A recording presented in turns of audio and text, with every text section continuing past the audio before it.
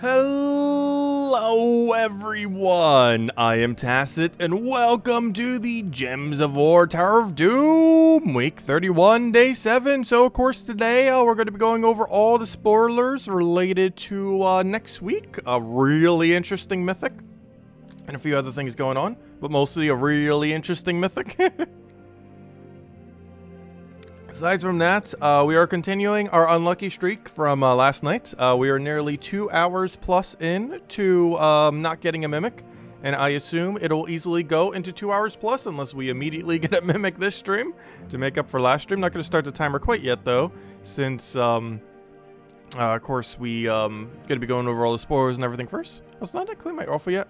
Oh gosh, I get double air deed. I wonder if the kingdom thing calls that. Because I believe it does slightly increase normal deeds, but not imperial. I'm not sure. That is kind of funny. That I'm not sure if I've ever seen double the same, but it is kind of funny. Anyways, so weekly spoilers. Let's go to the official Gems of War thingy, and then we'll go over to the spoiler area on Terran's world, and go over to Mythic. So because it's a rather interesting Mythic. So first things first, let's go to latest news. And bring up the mine event. Oh yeah, I actually do forget. What does the bomb gem do? I forgot. The bomb gem does come in tomorrow, doesn't it? I actually do not know. I assume it's something explosion based. And this actually says here. Do they have a different thread on the forum actually saying what on earth mine thread or mines do? Because they don't have a news post on it. Oh yeah, the forum thing's still broken on this thing, isn't it? Why on earth is it like still partially broken? Let's see. That's so weird. Anyways, it's less broken than normal though. Do they not have a thread on what it means? Because that's kind of weird if it doesn't. Also, why is it not sorted by... That page is so weird. Sometimes. Anyways. Does Isabel ever sleep? Pretty sure she did at some point. But anyways, it converts a gem into a bomb gem and either creates 3 more bomb gems or explodes all bomb gems. Still not sure what bomb gems do though. It's available for 400 glory. Obviously, I assume they either explode and or damage. I'm starting to think they might be AoE damage, which would be kind of interesting. Like you destroy them, and they kind of like are like a Uber Doom Skull, but for like the entire enemy team. Like you hit it, and then it just does AoE to all enemies, or something along those lines. It almost seems like that based on this. It also seems like they're not matchable. They're like a block of sorts. But being able to create multiple of them definitely does seem useful. I'm not sure if triggering all of them is that useful though, because you might as well just have a mass destroyer, assuming they could still be triggered off a destroy. But as far as the world event, because we do have those coming back again since Tower of Doom will be done. We'll have 10 more weeks of world lore events, as well as a 10-week campaign, obviously. There are 6 battles that players can encounter during the event. The Clockwork Sphinx, the Tank Bots, the Panther, the Drake, oh yeah, you know, the normal. So it looks like it's going to be all random at once, which means you'd most likely just want to do it based on the numerical order. As far as the numerical order is considered, it looks like we have ourselves a Lost Gear being 5. So this is 15, 13, 12, 9, 7, 5. So it's actually in correct order here, which means... Just don't do Clockwork Sphinx and you're doing the right room. That's all you need to do. Because it's going to be the same cycle every single time. So as long as you're just not doing Clockwork Sphinx. Because none of them seem to have any extra. Variable number of debris and lost gear. Yeah, all of them will. So yeah, the only one you'd want to skip then is Clockwork Sphinx. Everything else you would end up doing. It's the only one that would actually need to be skipped. That's pretty straightforward then. Very straightforward world event. Perfect. Anyways, one of the bigger things that we have going on next week, other than the start of a new campaign with little bomb gems coming around, we do have ourselves the new mythic. Of course, it is the first Friday of the month, and we're going to be getting this thing. As far as its ability, it is really, really, really good. So we'll bring this thing over here. Ends up dealing damage to all enemies boosted by attack, life, and armor. And it knocks the first enemy to the back. This will basically be based on how much boost ratio it actually has as to how good it will end up being. I'm pretty sure they are still deciding such a thing. Because, is this really the most up-to-date page? Because I'd assume it'd be up-to-date somewhere more. It's kind of funny that it comes out on April 1st. But, yeah, I'm not sure what they're finally going to decide what the boost ratio is going to be.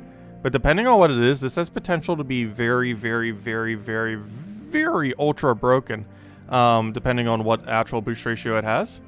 Because it gets to basically boost ratio, it's basically Rowan for everything, in a sense. Rowan will still be better than it at the super lower range, as well as a few other instances. However, the amount of AoE could make it better than Phoenicia. Like, this thing's more so fighting for Phoenicia's role than it is for Rowan's role, for the most part. Because this could potentially have a wider AoE damage range than Phoenicia. It is extremely likely. But we'll just have to wait and see what the final boost ratio ends up being for it. And that will basically determine its viability. Because if it's lower AoE hit than Phoenicia, then unless you're going in an upscaling location, you're not really going to need it. Like if you have a way to really like scale your attack, life, or armor very heavily. And at that point, you might as well just go Tesla. However, if it is just naturally bulkier or, you know, higher damage than that of a Phoenicia, Phoenicia is useless then. So we'll have to wait and see. Also, I'm not sure if it's going to be counting as a mage. Even normally, this page I don't think would actually tell you that info, if I'm not mistaken. However, if it counts as a mage, it gets 6 additional damage. If it doesn't, its boost ratio that it gets from its stats will likely only result to about 2 to 3 additional damage. Maybe 4, depending on what exactly it's at. Meaning it would have substantially less compared to if it had magic. It would have a bit more bulk, if nothing else. So regardless, it would still have some amount of extra damage, obviously, because it's boost ratio off of everything. However, magic would definitely give it its highest amount of potential. But not sure exactly if it will count as a mage or some other typing. Generally, anything that can hit all enemies is normally considered a mage. Like, for example, if we type in the word all enemies here, the amount of mages we're about to see is going to be very, very, very high. Let's see.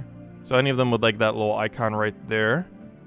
Which surprisingly, we only have 1, 2, or you know, another one there, another one there. Like about a third of things. But then again, a lot of these aren't actually doing all enemies in the sense that they're hitting all enemies. Because a lot of these, like this one's actually hitting all enemies and it has the mage. I guess all these are doing all enemies in a different way. But yeah, pretty much everything that like full AoE hits is pretty much considered a mage. Actually, even the split damage is considered a mage. Interesting, I didn't know that. But yeah, it's normally like the full AoE hits that hit all enemies simultaneously, and that's exactly what this mythic is. All enemies, all enemies. But yeah, we'll have to see all enemies again. AoE hit. Another AoE hit. Because quite a few of these, like this is a single target. I'm not sure, I guess something else on it is all enemies. Yeah, boosted by all enemies. But it's not an AoE like these, but AoE, AoE. Actually, isn't this one single target? No, it is all enemies. I kind of forgot. It's so rare to use Frost Feather. But yeah, there's a very high likelihood it would be mage. And if it is end up being mage, it would end up doing the extra X6 magic damage then. But anyways, aside from that, we do have a few other things going on next week. If we go over to the weekly spoilers, as far as what's happening on what day, we of course have a Ward event starting back up. That will be starting up a 70-day campaign, or you know, the 7-week or 10-week campaign that we normally have. We do supposedly have a Guild Wars next week, which we'll see if how that goes. A little bit weird to have it at the start of a gem or a new gem too, because that means all we have is Monday to get used to what on earth bomb gems do, and then we're going to be thrown right in. Because you do have to keep in mind, bomb gems will apply to Guild Wars this week, so we'll have that factor. Tuesday we'll have the faction event, of course, for the Kingdom, which will end up being for the Tinkertown, because it's for Adana. Wednesday we'll be having just the Puppy Bot, which is just a Donna bonus, which is one that has existed for a while, so a lot of people probably already have it max. Thursday, of course, we'll obviously have the class event for the Mechanist. Mechanists used to, for like a couple weeks, have triple damage burning with a half mana start. It was actually really good, and then indirectly got nerfed because they wanted to make sure everything had its tree related to its typing, and for whatever reason, they never gave the mech class the mech tree. But in doing so, they got rid of triple damage burning, which kind of made the class a lot worse, obviously, because it was at the time, actually still would have been to this day, the only triple damage burning hero class that naturally has a 50%. All the other ones that have it can be composed into a team that has 50% but doesn't naturally have a 50% start. And that was an instance where it just naturally had a 50% start, which was pretty cool. And on Friday, we got a Vault event. Gosh, how many Vault events have we had lately? That's like the 4th Vault event this year, and we're not even 4 months in. Normally, they're like 6 weeks apart. But anyways, let's start up the timer. You know what we're going to be doing this stream. You all know quite well. You've probably been doing it yourself. Going for those mimics. We're currently 1 hour and 46 minutes in without getting a mimic. We reached a point last night where we gave up. I'm not sure how tonight will go. I'm not sure how far we'll end up farming tonight. Because I do want to get to bed a little bit earlier. Because I'm not going to stay up till 3 a.m. tonight. I definitely want to sleep into it. You got to be nice and rested for when we record it in the morning. Because I'm going to try not to stay up to it these days. It'll probably be better. Because I've been waking up a lot earlier these days. So I'm already like almost tired by this time now. Because the last several days, I've been waking up closer to like 6 or 7 a.m. And then tomorrow will probably be similar. And then we'll just record the video then. Rather than trying to stay up till like 3 a.m. Then record it. And then by the time it's up, we're pretty much going to bed at 7 a.m. rather than waking up at 7 a.m. So we're going to do it that way this time around again. Let's see how that goes. Anyways, hello everyone. Hello Isabel. Hello Gimli. Hello Mister. Hello Michael. Hello Tyron. Hello Peter. Hello Ricardo. Hello Bill. Hello Aaron. Hello John. Hello David. Let's see. Did I get the Horde Mimic? No, we still haven't. We've gotten a 5x chess this week on Friday, I think it was. But no actual Horde Mimic from it, unfortunately. Doesn't that mean Ironhawk will be in event keys this upcoming week? Yes. Ironhawk is indeed in the event key drop table next week. He is fighting for 2 other mythics. Oh, technically 3. Oh, yeah. I almost forgot. That's going to be weird. Aren't we getting an Adana mythic this Friday while on an Adana week? Okay, that's interesting. So one thing to note that I'll definitely need to mention for tomorrow's video then. One thing to note is that the mythic will immediately be in drop table then on that Friday. And then all the other stuff won't. Which means we can actually event key for the mythic this Friday, I am pretty sure. I am like 99% certain that if you wanted to event key for the mythic this Friday, instead of gem key for or seal key or, you know, whatever normal Glory Gem Guild or VIP chess. Because this is actually the first time this has happened in this exact way. Last time we had the inverse happening, where it came out on a Friday and the following week was the event week for it. However, this is going to be the inverse of that situation, where it's going to be coming out the Friday that an event already exists for it. Which means what should end up happening is we'll end up having a, we'll end up having 4 days where the event key drop table is normal Adana drop table. But then after that, it should only have the mythic as the exclusive drop. How on earth they're going to get away from a Weaver Gate number 2 from this, I do not know. But, yeah, that's going to be interesting. Because it's a week where the first 4 days is a normal drop table. And then the last 3 days of the week, the only mythic in the drop table will be the new one. The one that's coming out this Friday. Which means if you want to get something like Ironhawk, you have to do it either Monday, Tuesday, Wednesday, or Thursday. If you do it any later than Thursday, it's going to give you the new mythic. It is actually not possible later than Thursday to get an Ironhawk. So you only have 4 days to get Ironhawk. Making it the lowest duration you've ever had to try to get a mythic like that. Well, maybe not lowest, because the other time around, technically, it would have been 3 days. That 1 week where it overlapped the other thing during Weavergate. This time around, you'd have 4 days. Monday to Thursday to get a Ironhawk. Starting at tomorrow's reset time. Of course, you could just wait till it rotates in Soulforge. But if you want to test your luck with event keys, you'd have to do it in that time frame.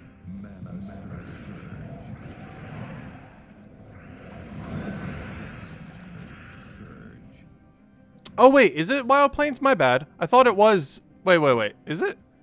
Hold up. I could have sworn it was Adana. Oh, never mind. It is Wild Plains. My bad. I saw it, like, as a mech bull, so I was like, wait. My bad. Yeah, it's just gonna be Ironhawk all week. I definitely thought that was for Adana. Definitely thought that was Adana. Whoops, never mind. Scratch that. It will be Ironhawk all week. It definitely looked like an Adana troop to me. It would have made sense, too, for the synergy that's there. Because that kingdom actually has a lot of armor boost ratio. That also makes sense that it's from Wild Plains, because Wild Plains is actually the only location that generally has the triple booster. The attack, HP, armor boost. My bad. Gosh, I'm out of it. I did just wake up from a nap. Also, I'm not sure why, but my connection actually went down earlier. And ever since it did earlier today, it has been really weird the rest of the day. Our connection.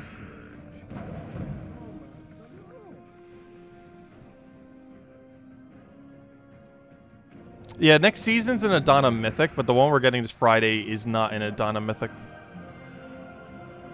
Which I think is what threw me off. Because the bomb-related mythic that we're getting is Adana-based.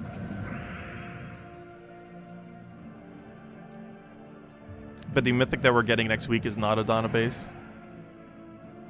So we are going to be looking at an Adana mythic tomorrow when we open up the thingy. But it's not the one related to this Friday. Which maybe that's what threw me off. Because I knew there was one. I just forgot. It's not the mythic this Friday. It's the one for the pass. The campaign pass. We'll be able to see it in game, but we won't be able to get it for another 67 days. Which will pretty much be summer by then.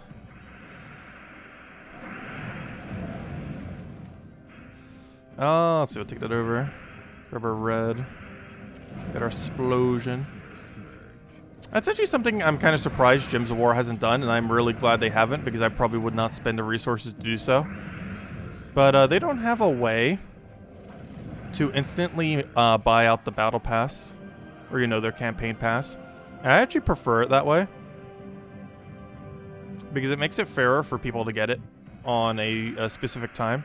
Of course, you can still bypass 1 week to get it earlier, but you can't get it like 10 weeks earlier. Like, it's in some battle passes in some games, you know, you can get the final reward on day 1. Like, literally, like, the battle pass comes out, you just instantly buy the whole thing, buy it all the way to the end, and it's like, oh, you're done. But in Gems of War, you can only get it 1 week earlier. You can't get it 10 weeks earlier. Which I kind of like, because then you don't get, like, a super long advantage time with, like, Guild Wars and stuff like that. Plus, normally the cost to do so is super outrageous in some games. I'm not sure what the average game costs, but I'm pretty sure it's like $30 to $50 to bypass it for the entire pass. I know in Gems of War you could bypass 1 week with like $15 while getting some other resources.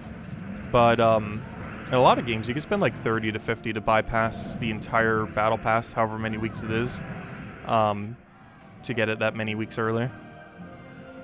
But Gems of War doesn't have an equivalence to it. It has like a 1 week equivalence to it, but not like buy the entire thing instantly equivalence. Which hopefully it'll stay that way.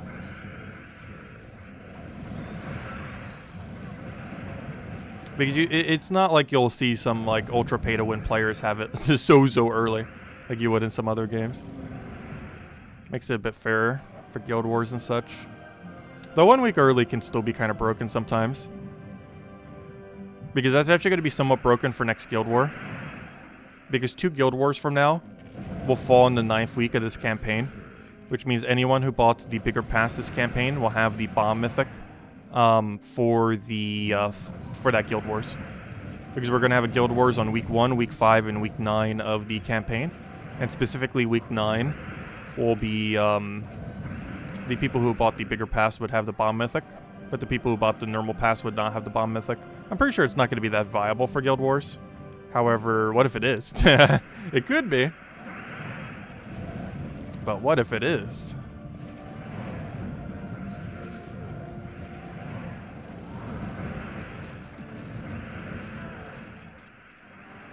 Hello, Sushi Ninja. Glad you can make it. I started about to stream earlier, by the way. Connection just completely died. And by the time we started up another one, I figured we might as well just wait to do it later in the week. Oh gosh, did my stream just die again? It just did like a mini death there. It like stopped for like half a second there. I'm not sure what's been up with my connection today. It's been very sketchy.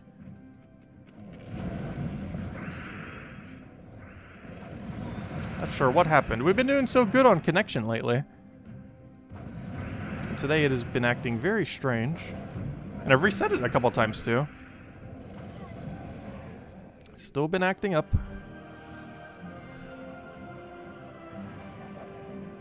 I almost gained our level here. Also, we're almost at the 2-hour mark. Hey, well, we actually got just under. If this chest is a mimic, the title is almost a lie. Because it would actually be slightly under 2 hours. Though realistically, this one is not going to be a mimic. But what if it is? That would actually be a good thing. Let's see. Are you a mimic? Nope. I got an Anu. That's one thing I find really strange about this weekend. We might be like 2 hours without a mimic, but in that time, we've gotten like 7 Nishas and 5 Anu. So even though we're getting bad luck on Mimic, our token luck has never been greater. Well, I shouldn't say never. We technically got 7 Nishas in 1 hour before. But has almost never been greater. Let's see. I'll take the purple over there. Don't lose hope. Yeah, we'll have it by hour 4. I will say this. We will not end this stream until we get 1 Mimic. I can assure you that. If it takes us 5 hours, it will take us 5 hours. But this stream does not end until we see a singular mythic. It will still keep going once we get a mimic. Well, depending on when that mimic is obtained. We'll see. Depends how long it takes. Because I do want to get to bed tonight at a reasonable hour. For once. It's not like the mimics are going anywhere. Main reason I wanted to get a bit more time the other week, of course, was because the Vault event going on with it simultaneously. So it's very advantageous to also do it. But hey, we got another Vault event this weekend, so gotta be nice and rested for that. We've been getting a lot of Vault event weekends lately. Because isn't this the 4th one this year? I'm pretty sure it is. Like, that's not an exaggeration. It's like legitimately the 4th one this year at this point. Which is really weird.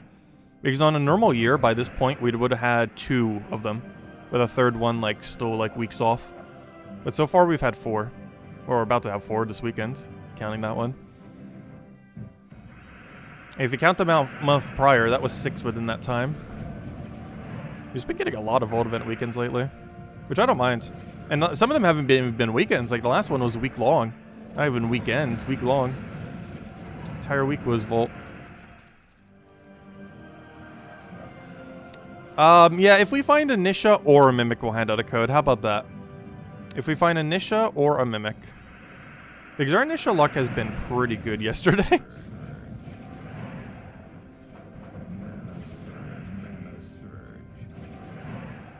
They should just make the Vault event permanent. Honestly, I would not mind that. Though I feel like it would break the economy a bit too much. If it was always active. The reason they want to keep it at a certain time is to try to spike up, you know, player counts. Either if they want to have higher numbers at a given time, or if they simply just, you know, doing the normally scheduled Vault event.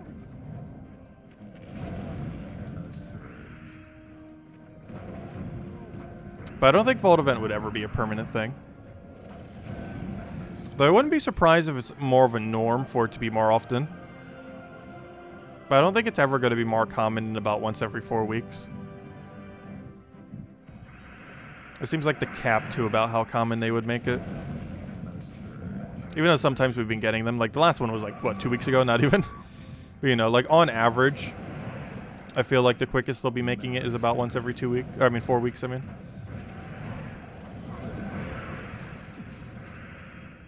It's definitely something they would never perpetually make just a constant. It would just be too much loot. Because the whole point of it is to spike up player numbers. So that they're, that might even be why they're doing it closer to once every 4 weeks these days. Because they probably want to have like one big spike every month.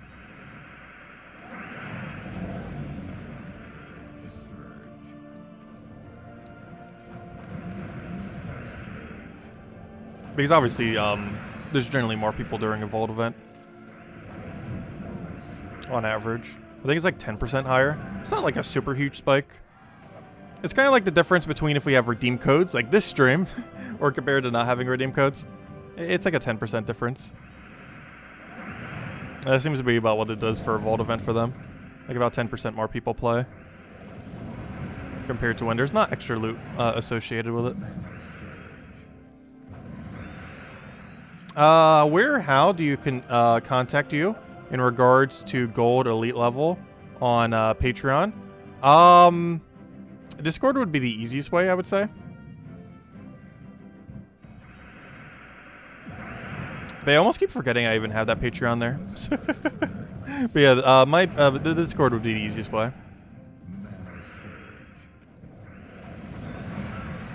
I have the same name on Discord, of course.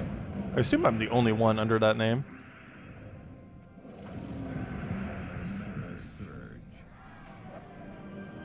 But I've been considering, I am going to be keeping the Patreon up. But I've been considering moving it to something else.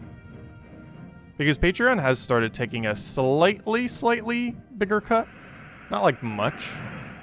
But enough to make it like, there's alternatives that take less than this now.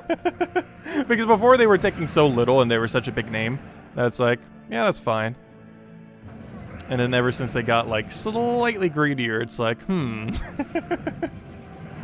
there's alternatives.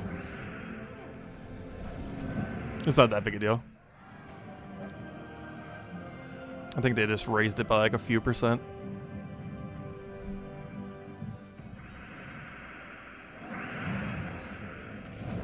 But the issue is that it double charges depending on where I move it. Because it could charge for the percent that they take and then charge again for the platform that I move it to. Because it doesn't move it to, like, for example, PayPal for free. It'd still have the PayPal fee on top of the other fee.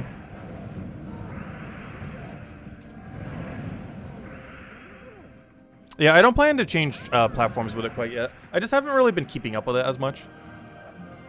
Because it's so disconnected from where the channel actually is. I'm going to try to see if when we set up all of our new alert system and everything, if there's something directly associated with it where I can set it up properly. So it's more connected to where our YouTube thing is. Which I still need to fix that. I fixed our stream format, but I still haven't done the alert system fixed again. Very soon, TMs. We shall have a proper alert system. And I'm going to have it so the notifications just come up like right at that bottom bar so it never blocks the screen. Because that was one issue I had a lot with the previous alert system with our old layout. Is like any alerts would come in and it would block the gameplay itself. But yeah, we're definitely going to have it so it just goes over top the bottom area. Like where it says the mimic number and the timer. Probably exactly where it says the mimic number. So it doesn't even block the timer. Not like the timer matters too much, but I like having it. Pretty much all of our streams will be having a timer now for something. I've just kind of grown used to it now. It's kind of nice having it. It also fills the space with something that's moving. Compared to the mimic number that's just kind of sitting there, being a mimic number. Like they're both similar, but at least the other one's moving and the other one is just kind of, it's just kind of chilling there, existing.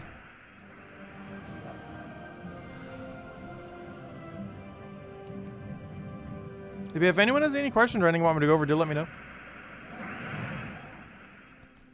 But I'm pretty hyped for this next campaign. It feels weird going this entire week without a power gem. Like, you don't really think of the power gems much, once it gets later into a campaign. But once they're gone, it has felt really weird this week. Just not having the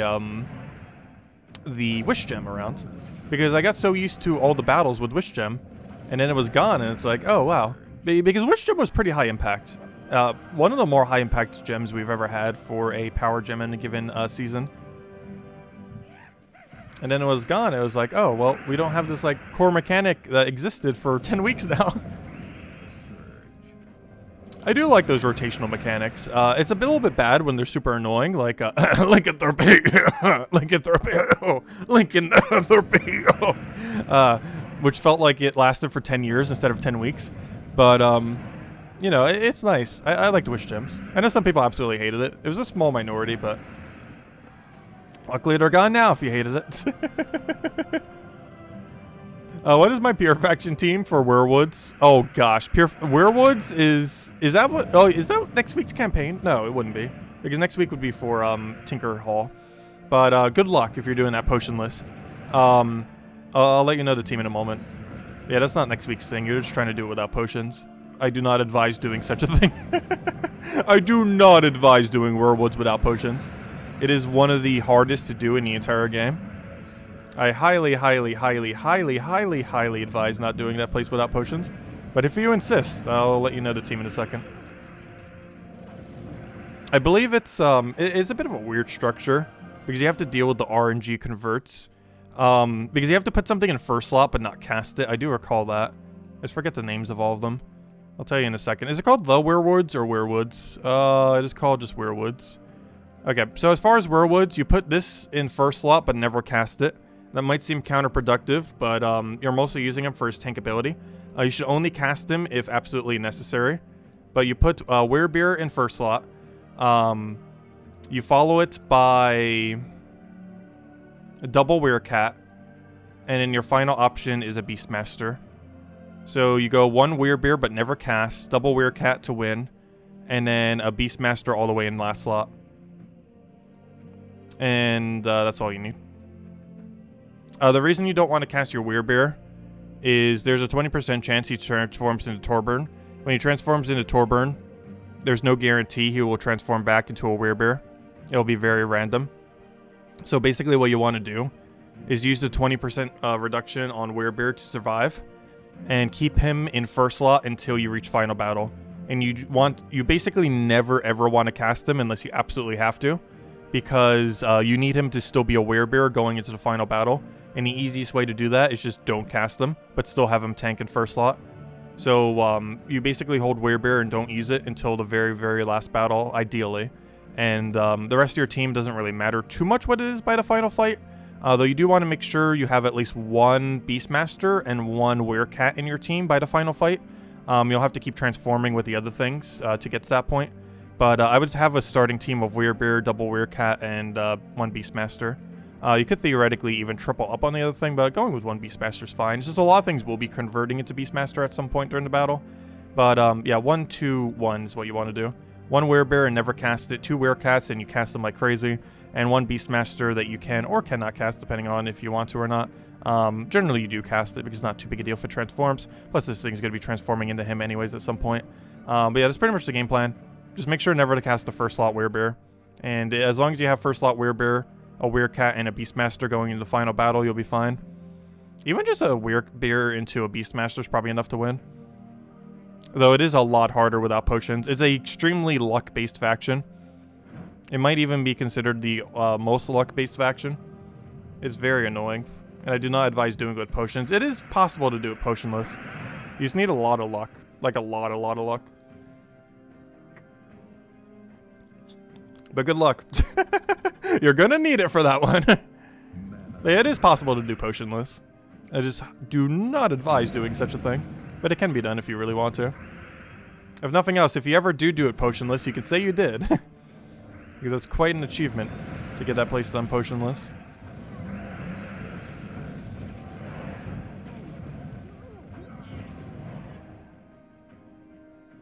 I might need to see a doctor about that cough.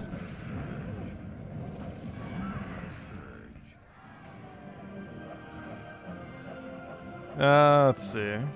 You've been doing the arena daily? Nice. Last time we pulled that, I think it got like 20 or 30%. Actually, we could pull it again right now. Because I know our video on arena did not really get much viewership. I'm not sure if it was because it was more long form and a little bit less concise, or because no one plays arena. But here's a good way to check. Let me make a poll. Do you do daily arena? Do you do daily arena? Most days. Let's see. Do it most days. Like maybe like 5 to 7. 5 to 7. Do it some days.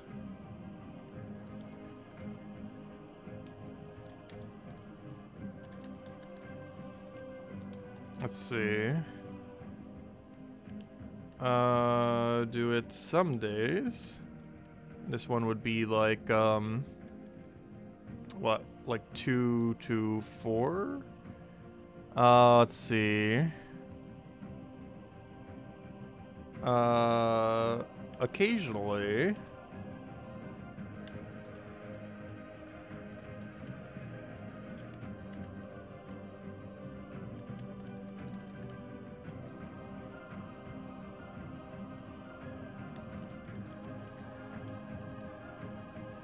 And then never.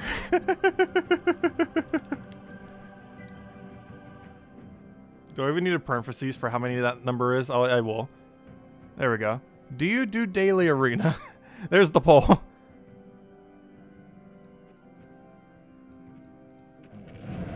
Oh, what do we need here? Take the red down.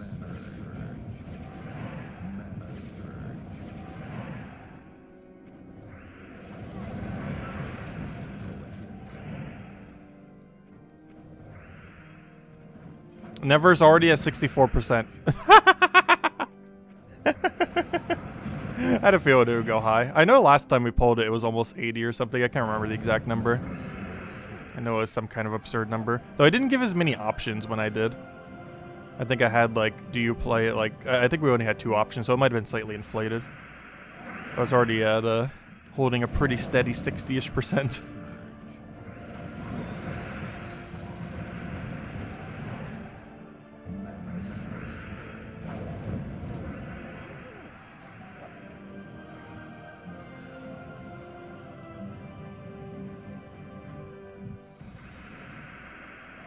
You were doing it daily, but now that one event Kaki... Oh yeah, that's another factor too that I didn't consider. A lot of endgame players might have been doing it in the past, but then stopped because of the event key. I know the forum made a big uproar about it. Did they say they would do anything? Because I wasn't keeping an eye on the threads where all the uproar was happening. But did they ever like cave in and say, oh yeah, we'll do something about it? Or did they just ignore it? I assume they just ignored it. If I had to guess, they went down the ignored it path. Because I know there was quite a bit of mentions of it on the forum. Like, hey, there's these event keys now. Are you gonna like do anything finally to fix this, or is it just gonna stay like that forever now?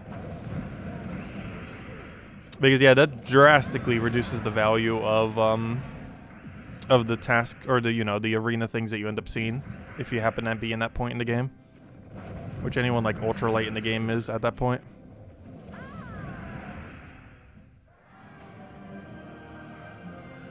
Yeah, I almost forgot about that.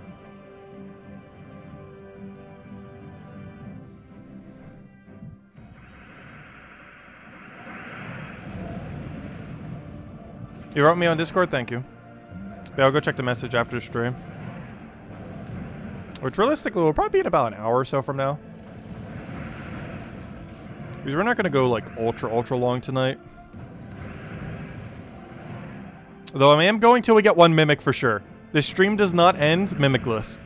I don't care if that timer says 5 hours. We're not ending the stream until we have a mimic. The minimum amount of mimics we must find is 1.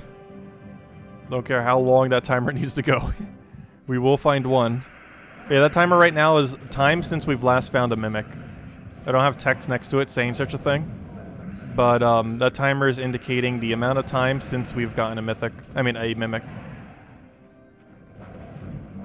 Which is now our longest duration we've ever gone without a mimic.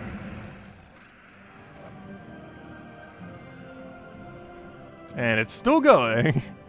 Well, I'm going to be joining the 3-hour club of people who have gone 3+ hours. We'll need to do another poll of that soon. Especially if this timer is still going into next stream. No, it won't be. We're getting it tonight. That timer will be ending tonight. Or at least refreshing, I should say. Because obviously we'll keep retiming it for every single one. But yeah, I can finally join the 2-hour plus club. Hopefully we won't be joining the 3-hour club. We're getting there though, 45 more minutes. I know someone was farming, who was it, Tyrion? I know someone was farming this morning, said they were up to, or was it Defiant? I can't remember. It was one. Why do I keep confusing Tyrion and Defiant today? I was doing that earlier too, but I'm not sure why. But yeah, one of them, like the entire duration of the other stream, they didn't have a mimic, which unfortunately disconnected during it.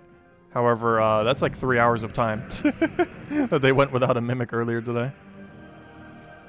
But I'm not sure why. I've been confusing Tyrion and Defiant all day. Not sure why. I don't even think Defiant's here right now. Tyrion is though. Hello.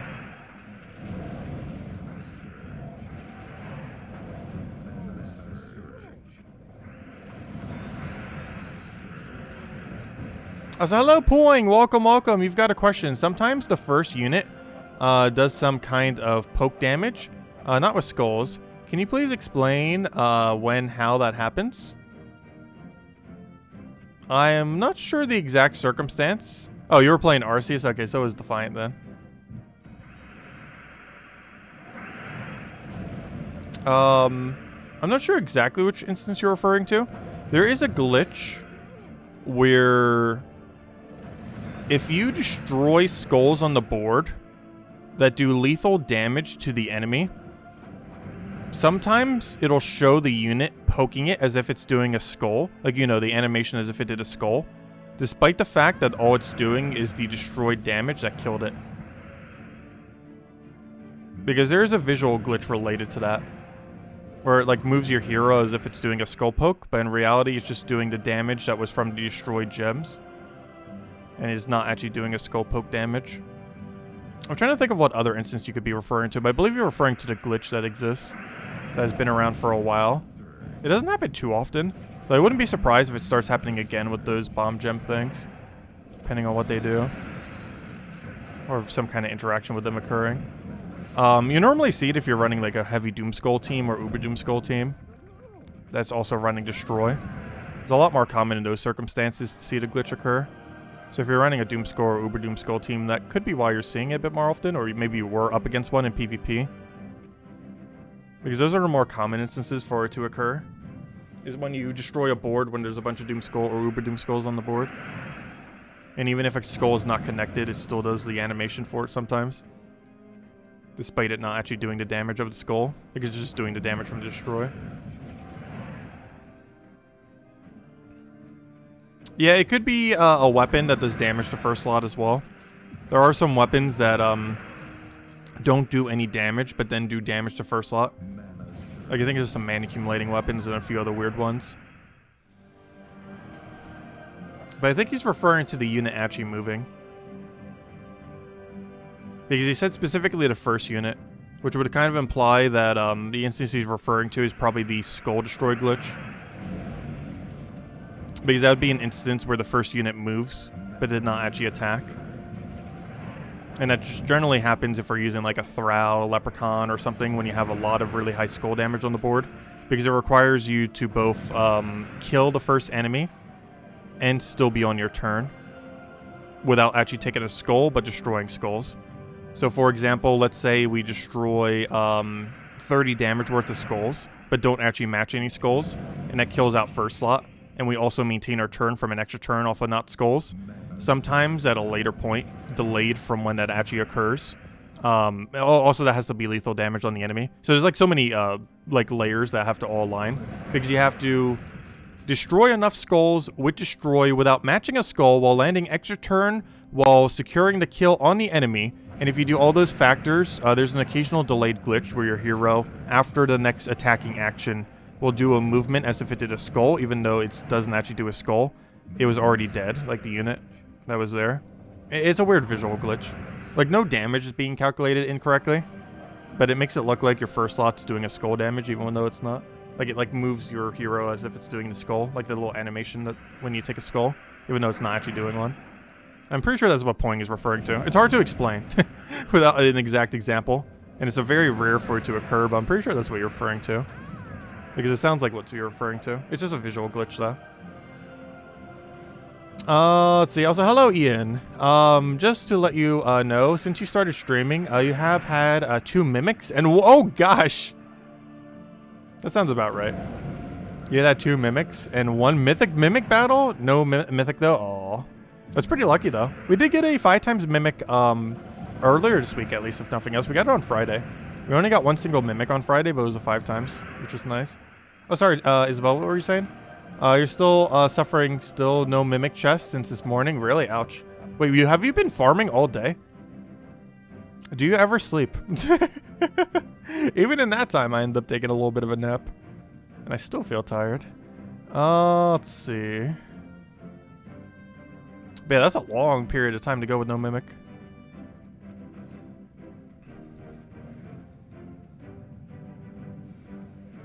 That's a very long period of time to go with no mimic.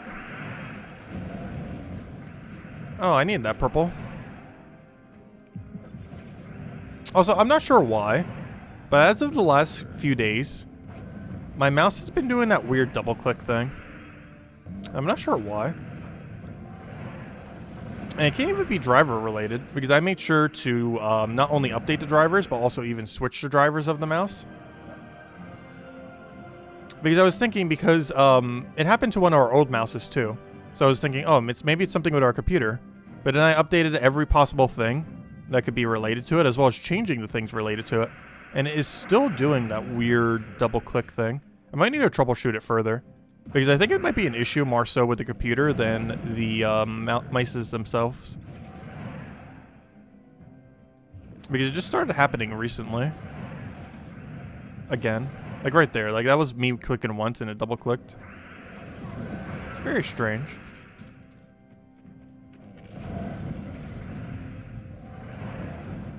Sleep is for the weak. No, you need good sleep. I've actually been getting my sleep schedule to be normal again. Or as normal as it can be. Which is probably why we're probably ending the stream in an hour, or when we find this chest potentially. One or the other. Also, we'll hand out the code soon.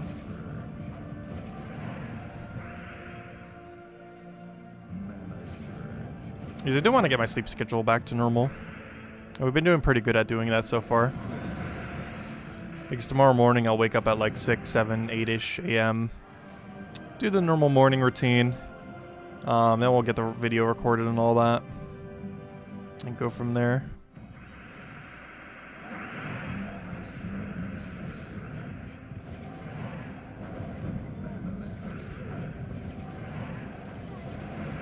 How long after Triangle Strategy did you keep going before you realized we were gone? I realized it near immediately because the system actually made an alert that said my connection was down. Though I thought it was going to reconnect, so I still kept going for about 5 minutes, and then I was realizing it did not actually reconnect.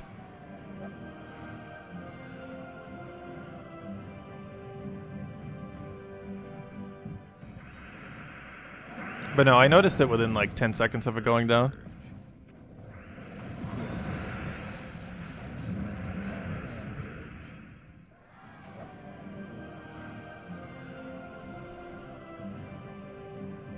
The only thing that I played out through was the cutscene where it currently was, because it was in a cutscene where we were getting a new character. So to even be able to save, I had to, you know, go through the entire cutscene. So I still kept watching it as if, you know, we were going on stream.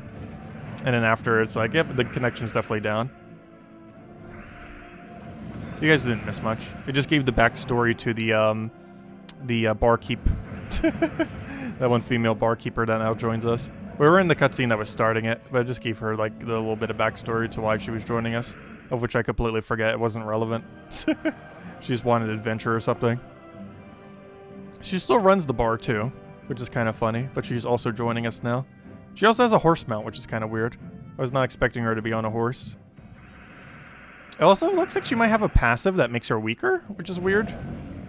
Unless I'm reading it wrong, but it quite literally, because I haven't actually done a battle with her yet, obviously, because I just ended it there. But she has like some kind of passive that almost makes it look like it makes her weaker. So I guess her other aspects are just so strong that she needed that to be balanced. I'm not sure. Because unless I'm reading it wrong, or it's typed wrong, her passive, she has a single passive that actually makes her weaker. For whatever reason, I'm not sure. It's kind of weird. Though I don't mind high risk, high reward kind of things. I wish Gems of War had a few more like them. Like things that has like a really huge disadvantage, but a stronger advantage. Like something that does like maybe 25% of its HP as to damage to itself, but then has a better ability. Or even half its HP. Because you could still heal to make it so it casts like 3 times or so.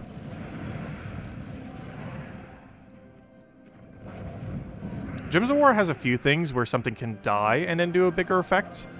Though these are normally not worth it, because the amount of benefit does not outweigh the troop dying. It can be okay in some summoning builds, but most of the time it's not worth it. We need like an in-between.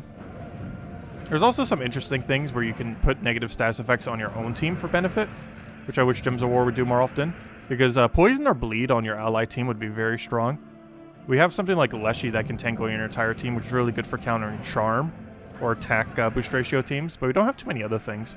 Like a poison build where you could poison your own team in order to try to get procs, or bleed build where you can bleed your own team, but also bleed the enemy team, so you can stack the enemy up to 4, but then stack yourself just enough to be able to trigger on HP damage related traits. Do you know why on Sundays you get more diamonds from dungeons? Because it's Diamond Day. They just made it Diamond Day.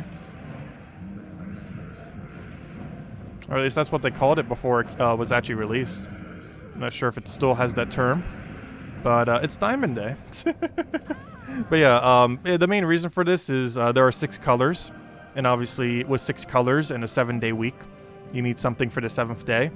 And what they decided to do for the 7th day is just give you a bunch of diamonds. But that's why you get a bunch of diamonds. And I believe its official name is called Diamond Day. It hasn't been called Diamond Day for ages, by probably anyone. But I'm pretty sure that is the official name of Sunday Diamonds. Is the alliteration on Diamond Day.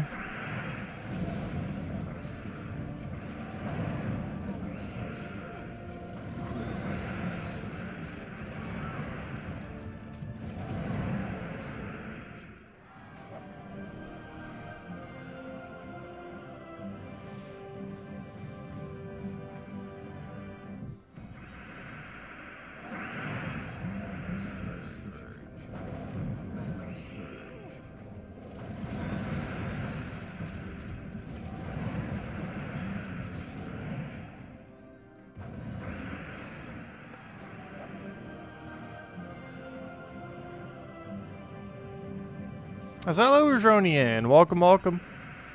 Hope all's been well.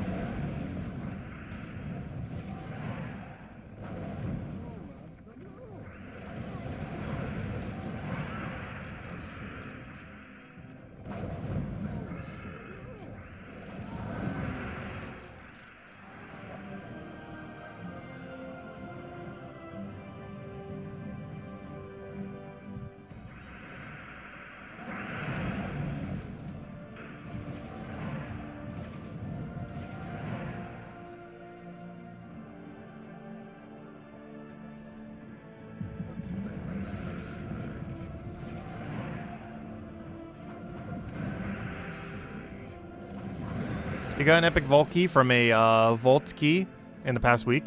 You didn't even know that was possible? Yes. It's exceedingly rare.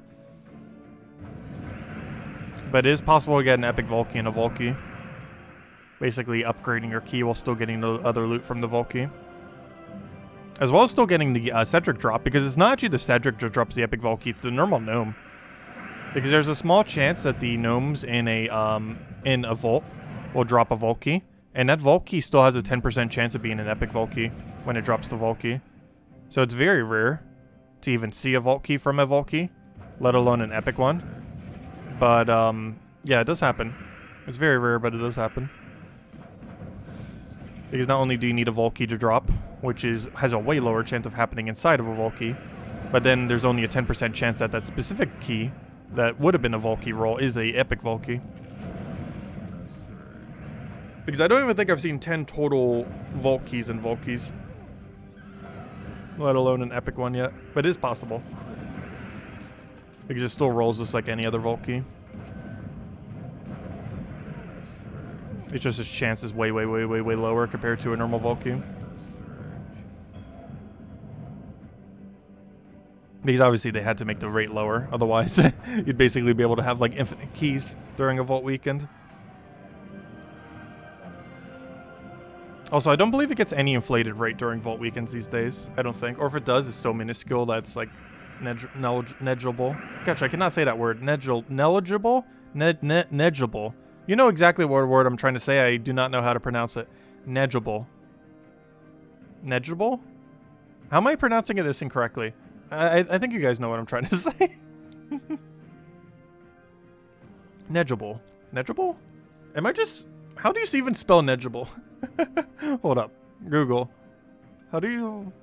Am I just, like, saying it that incorrectly? I'm, like, trying to say it how...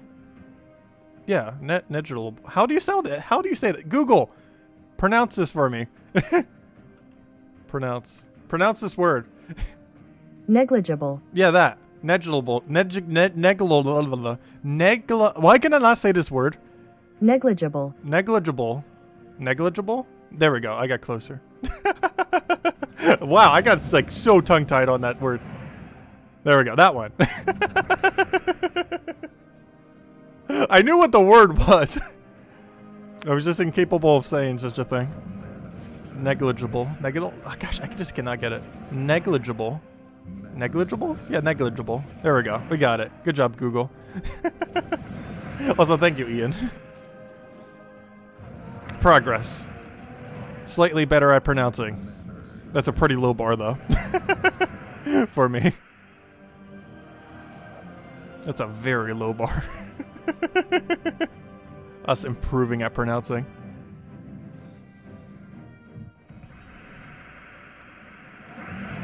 I used to be in speech classes when I was younger because I was like so bad at pronouncing stuff. Which is kind of funny that like my primary job now is like literally just talking. Because I am so bad at pronouncing things.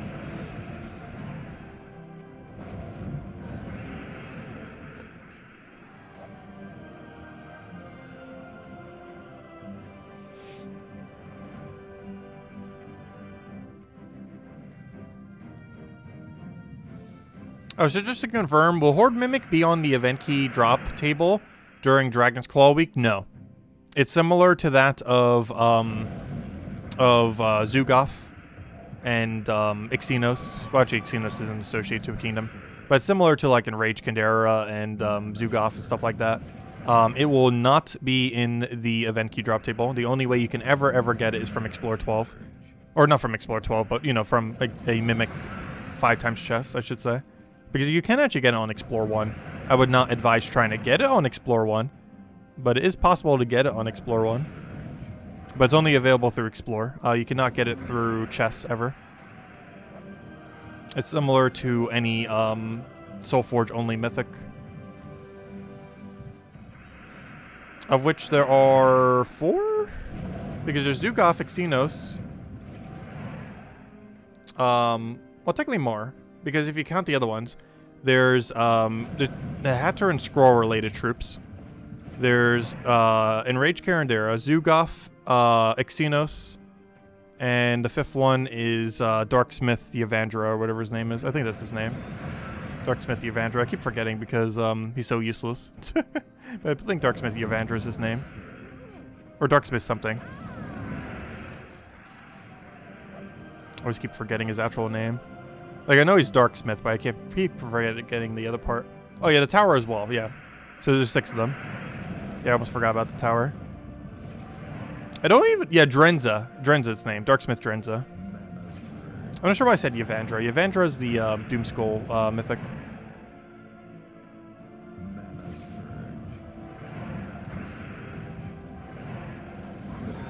Yeah, there's a tower in...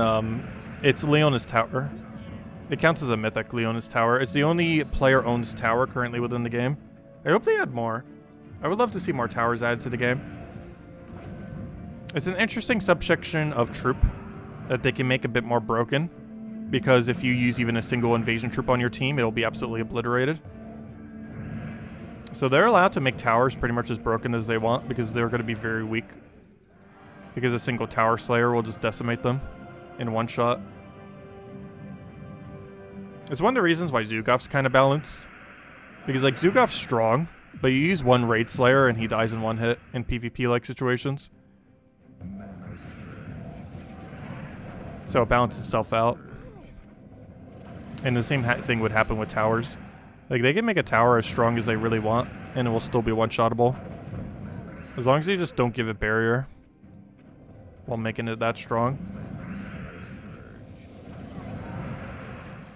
And even if they did, you could easily still bypass it with an initial poke, similar to how you would in Tower of Doom. I mean, not Tower of Doom, I mean in Invasion Event, I mean. You would think Tower of Doom would have towers, but technically you're inside a tower, you're not actually fighting towers. There's a difference. Tower of Doom is one singular tower in which you're within the tower, whereas Invasions is you fighting a bunch of different towers, going from tower to tower.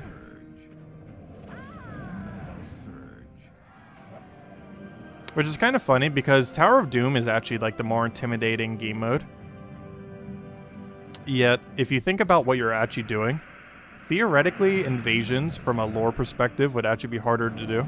Yeah, it's like a way easier mode. I always found that kind of ironic. Because in Tower of Doom, you're theoretically only taking out one really hard tower. Whereas in Invasions, you're taking out literal armies of towers. Just a bit of a weird phrase, but you know what I mean.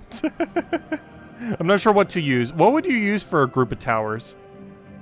You wouldn't use a congregate. Well, I don't know. What would even be the term for a group of towers? Kind of like how a flock of birds and stuff like that.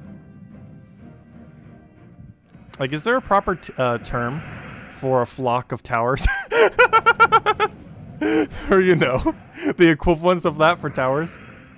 A bunch of towers just flying by now. But, I'm not sure if there's a proper term for that. You know, where all the towers congregate together. Since they move from location to location. That's what towers normally do, right? A city? True. A city of towers? I guess that actually kind of makes sense. Yeah, a city of towers. That actually kind of sounds somewhat correct. A city of towers. Because I'm not sure there's any a specific term for such a thing. Like many towers in one single area. But a city of towers sounds kind of right.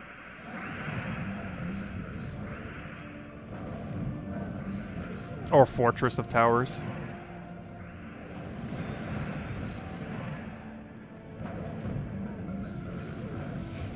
A castle of towers? That one makes logical sense, but it doesn't sound as cool.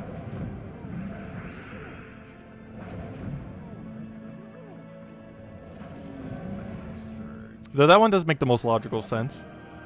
Castles do have towers. Many, many towers. Yeah, a fort kind of makes sense as well. A fort of towers. Though a fort makes it seem like one singular tower, rather than a plural of multiple together.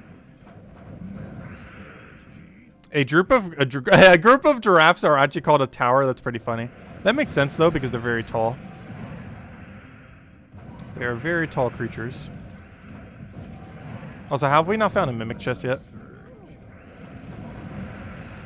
Oh no, I went on a tangent.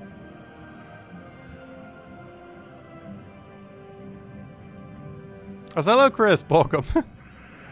We went on a bit of a funny tangent. That has really no purpose whatsoever.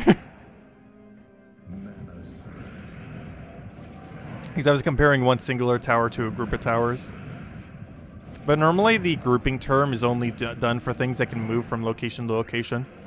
It's normally not used for stationary objects, because it's impossible for them to move themselves generally.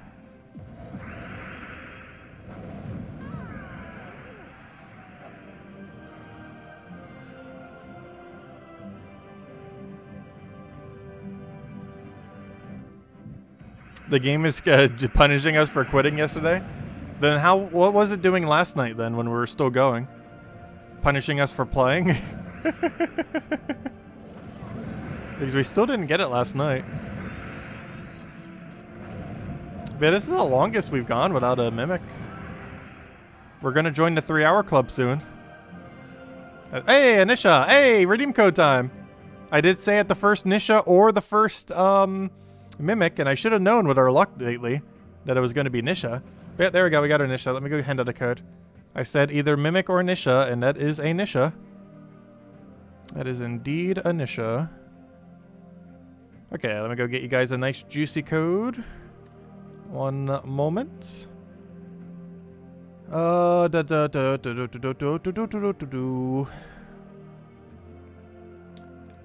Anyways, put that in there, put that in there. Grab the whole thing. Get it over to you guys. Paste that in there. Copy it.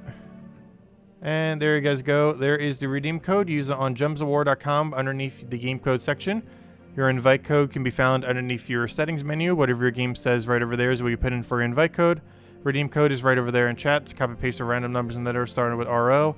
And it gives the same word as always. 2 treasure maps, 1 gem key, 200 souls, and 2,500 gold. There you guys go. Enjoy. I'll take that as well. Alright, next. Let's go and continue. Wait, I didn't clear out dailies yet. I should probably go do that real quick while we're doing side stuff. Got a gem key here, might as well go grab. We also have Diamond Day, of course. And as NASA mentioned, definitely feel free to leave a like on the stream. Helps a lot and is greatly appreciated. Don't forget if I mentioned to mention that, but I might as well mention it twice. Because it does help out a lot. Thank you, everyone. Oh yeah, how many votes did we get on the poll? We are currently at 53 votes on the poll. And somehow, there's only one person that voted for do it some days, 2 to 4 times per week. That's kind of funny. 53% on never. 26% on occasionally, as in like 1 or 2 times sometimes. So like 1 to 2 every 2 weeks or so. Or occasionally, you know, basically just ever so often. And then about 19% on doing it 5 to 7 times a week. Or, you know, basically every day. Or almost every day. Interesting. Oh, why did I already had Black Manacle Death? Or kill?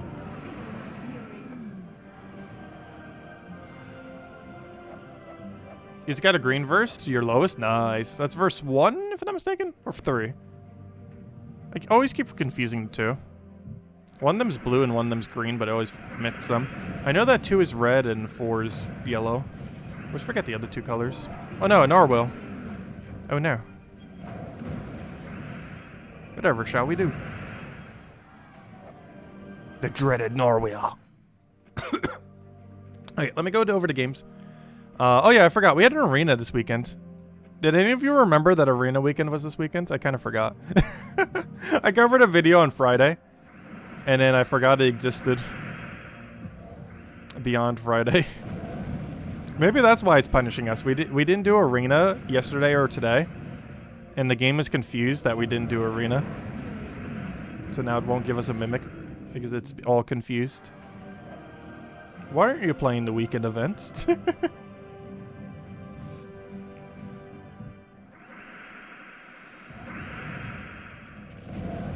It's literally like trying to punish us for not playing arena. Wouldn't it be funny if that was actually a mechanic in the game? Like, you get no mimic chance unless you go do the weekend event.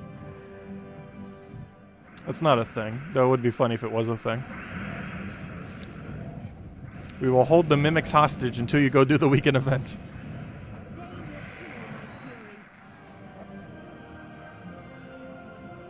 Because the only day this weekend that we got a mimic was the day we did arena some. Coincidence? I think not. No, it's definitely coincidence. What is it? Darkest Dungeon, Gems of War now? Actually, that's a game I haven't checked up on. Has anyone been following Darkest Dungeon 2 at all? Because I'm pretty sure they've gotten a couple updates by now, and I haven't looked at it at all. I almost forgot that even exists. I'm not sure how much longer they're going to be in early access or how much progress they made. We might need to revisit it sometime. I'm not sure exactly when, but we should revisit it sometime.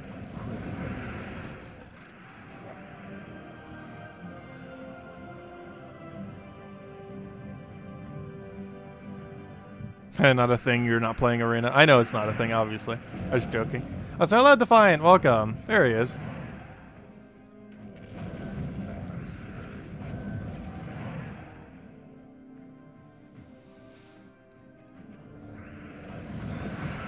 You've only had 4 times 2 since it was introduced. That's actually... oh gosh, that's pretty unlucky then.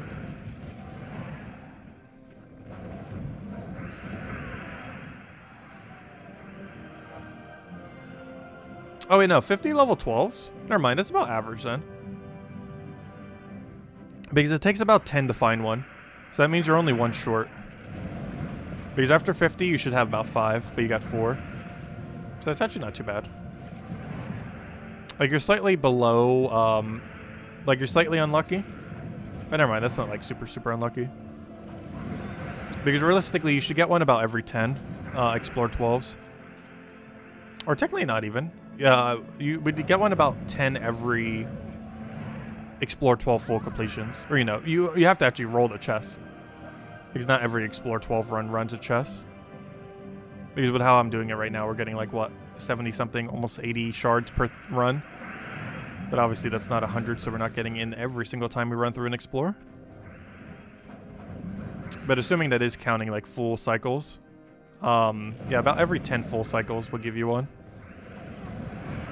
Supposedly. We're 3 hours in and not getting any. Supposedly they exist. Maybe they mimic locked our game. I cannot get any mimics.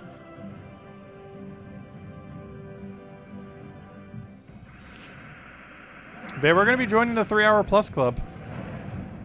I thought most of that data was outliers, but now we're the outlier.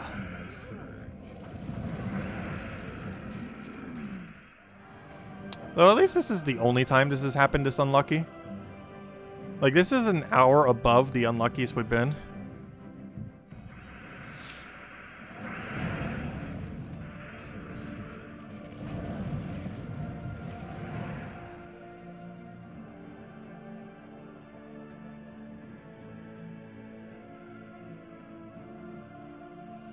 Will you tell Tacit it was Isabel and not you who went hours during Triangle Strategy?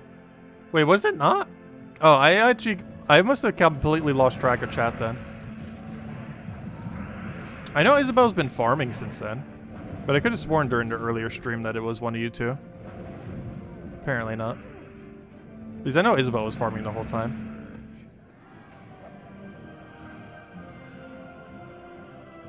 Hey, Nanu, nice. Actually, I wouldn't be surprised if Isabel is like the highest trophies in our guild right now. Let's see. Like, if I go check that right now, I would not be surprised if this button shows her all the way. Hey, we're almost at 20th. Oh, wait, we're about to take it. Wow, good job, guild. We're about to take 20th place. Since when was our trophy rate so good? I guess the Mimic started really encouraging the guild to farm, as well as myself. But yeah, look at that. We're about to take 20th place. I think. Like, we'll probably have it next week. We're only 2,000 away. Theoretically, we could hit it tonight if everyone was farming. It's not too big a deal, though. We'll have it at some point this week. No rush. But, let's see. Oh, actually, that's not as high as I thought it would be. Actually, we're almost as high as Isabel right now. Let's see, who's our highest right now? Let's see. Oh gosh, El Loco is going crazy. Though his name is pretty accurate. Also, who said this guy was a guild hopper? If he's a guild hopper, he is the most active guild hopper I've ever seen. But yeah, El Loco's going really hard on the event. Good job, El Loco. No wonder why it seems like our trophy's been spiking more than normal. It's been going, doing some good numbers lately. Yeah, some people like warned me earlier that he's a guild hopper, but I don't know. I'm fine with that. As long as he's doing what he's doing now. He's been a really good contribution to the guild.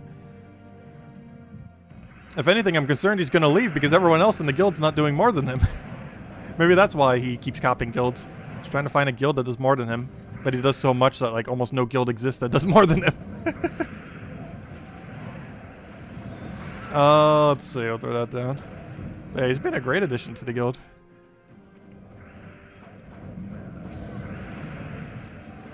Let's see. I'll throw that down.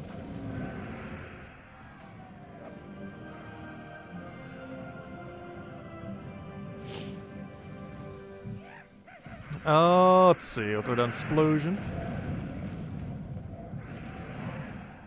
Yeah, I haven't actually chatted with him. Some people was like warning me about him, but I don't know. I always give everyone a chance.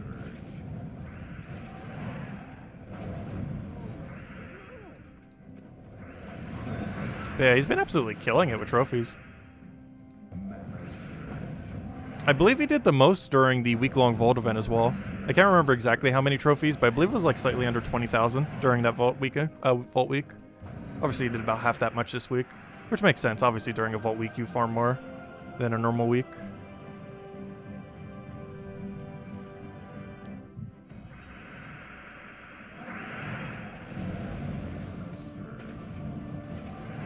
But yeah, I wonder if we'll ever reach top 10 again. We at one point were a top 10 trophy guild. We also used to be a bracket 1 Guild War guild. I'm not sure that's going to ever happen again. Because to do that, I would have to kick people who are bad at Guild Wars, and I don't have the heart to do it. I don't mind if we don't do good on Guild Wars. But it's actually realistic we could get back in top 10 at some point. Probably not, though. Because the amount of trophies we'd have to do is pretty absurd. Like, I think we're like 3 million away. Like the margin of difference is just so high. Like how many trophies we have to farm to get there. To a degree where it's really not worth it. You're not really getting anything from it other than when you recruit being able to say like, hey, we're a top 10 guild in the entire game. Like that's beneficial. But for the amount of effort that it would be to get that benefit, it's not really worth the trade-off.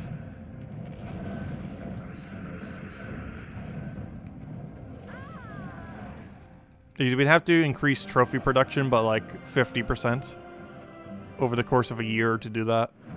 Because I'm pretty sure we need like 3 million, if not more, plus the rate of every other guild's increase.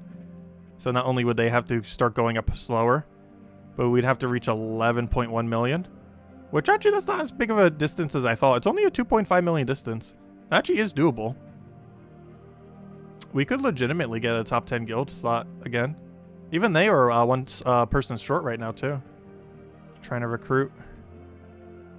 But then again, the biggest guild in the game's also doing the same thing. Oh, gosh.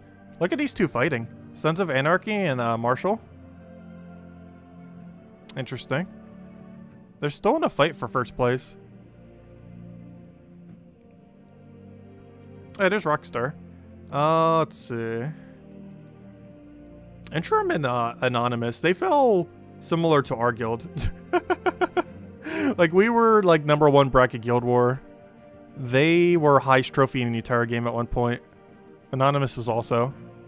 And now they're almost, like, being doubled by the current highest. That'll be actually a funny day when we finally pass Interim.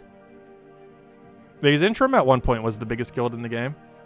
And then they kind of had a bit of a falling off, like our guild did. But then we restructured and then we were good again.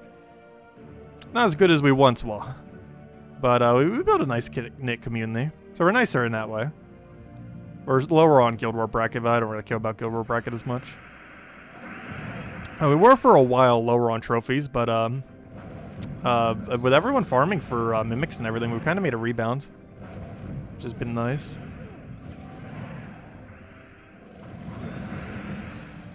I would still say that's the biggest achievement the guild has gotten so far. We won the very first Guild War. First place, very first Guild War. That's like the only super big achievement I would say the guild has as a whole. This is the very, very first Guild War. We won first place barely against Anonymous.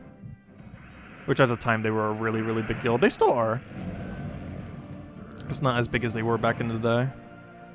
I feel like Interim fell off the most of those. Actually, probably Matchmatchers. Matchmatchers actually isn't even in that area anymore. They were a really good guild though. I knew quite a few people from there. But Matchmatchers used to be the #1 guild in the game. I don't even think they're visible if you're in like 30th place now though. Like I think they're below 50th for trophy count. I don't even believe I see them in the top 7 brackets or 6 brackets in Guild Wars. Because I think I could see as low down to 6 some weeks. And I don't believe they were anywhere in there. But it happens though. You can't just have a guild always be the best forever. Because eventually people move to other guilds and other things end up happening. Random drama. Any number of billion things.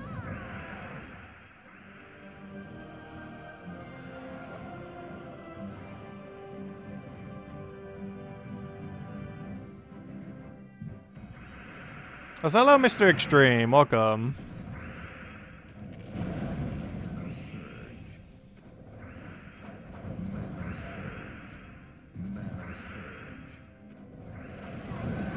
Oh, what do we need here? Let's destroy and be good to go.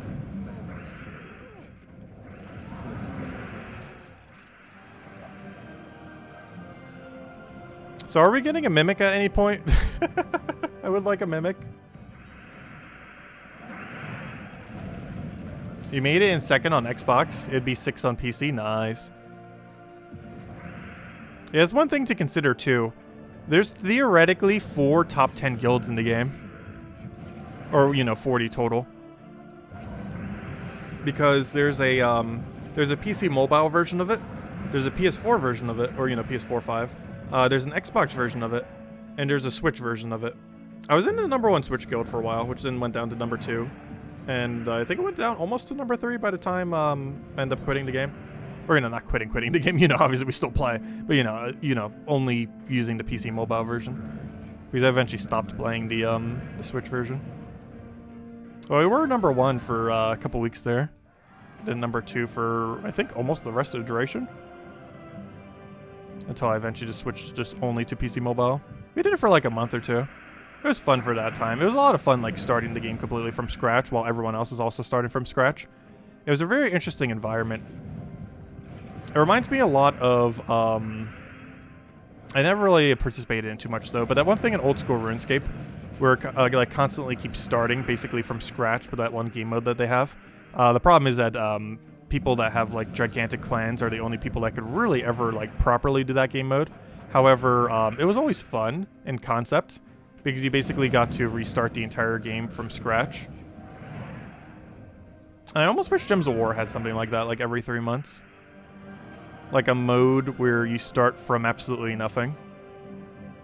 And there's like a leaderboard. And whoever makes like the top of that leaderboard in that 3-month period gets a bunch of in-game resources for the actual game itself. Because that'd be a lot of fun. It's something I highly doubt they would ever implement. But I know when the Switch version came out, it was so much fun to do. If they did that like once a year for a couple months, or bi-yearly, and have some kind of big leaderboard for it. As well as participation prizes and stuff. Because obviously you wouldn't want to keep grinding in that if there was like no reward for the base game.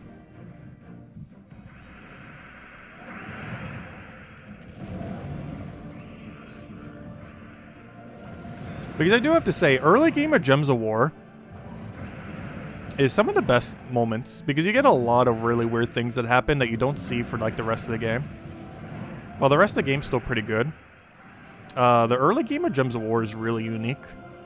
Because you're not allowed to just build whatever you want. You're very restricted on what you can build. Not because there's any game mode that you're overly restricted on, but you know, like just normal gameplay, you're just lacking a lot of stuff, so you have to get really creative with what you do. Whereas this late in the game, obviously you just build whatever the meta is at any given time. And if the meta shifts, well, you just shift it with it because you already have everything maxed.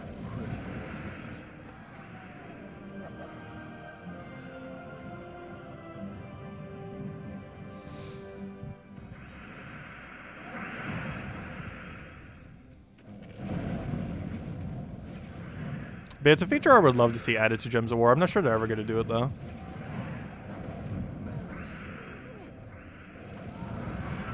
I can't think of too many games that have implemented it. Though I can't think of a single game that has implemented it badly. It's just a good feature. You do have to have a good incentive to actually play it, though. I know with old school RuneScape, the main incentive was it's really fun. But the other one is they actually had cash prizes for it. Which is why there were so many clans competing, because there was like literal cash on the line. But you can easily just do it with in-game currency for the main base game, for playing the seasonal thing.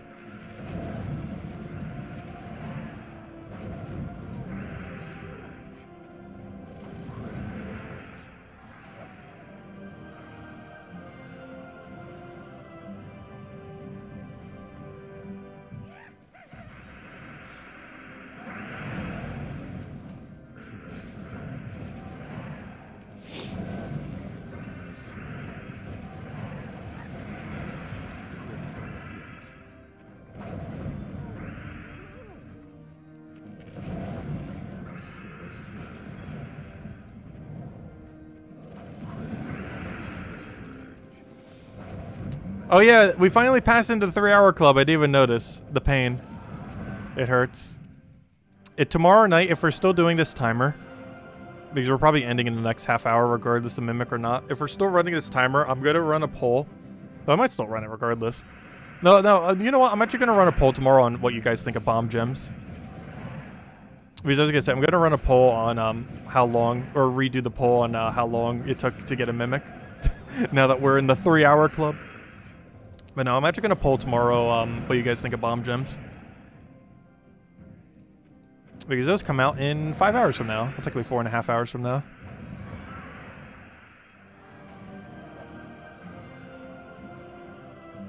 Yep, we're officially in the 3-hour plus club. It hurts. Never thought we'd be this unlucky. But we have joined the 3-hour plus. I put a 4-hour plus option for the previous poll.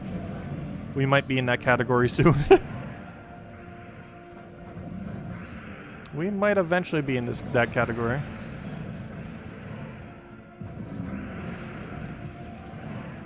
Gosh, this is worse than my shiny luck in some things in Pokemon Legends Arceus. Because nothing in that game... Actually, there was one. There was one thing that took about 3,000 rolls that had a 1 in 580 chance, which means I 6 times overrolled it. The equivalent of that for a Mimic in Gems of War would be a little over 4 hours.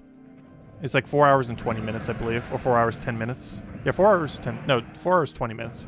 4 hours, 20 minutes would be the equivalence of that in Gems of War. Which we're almost at.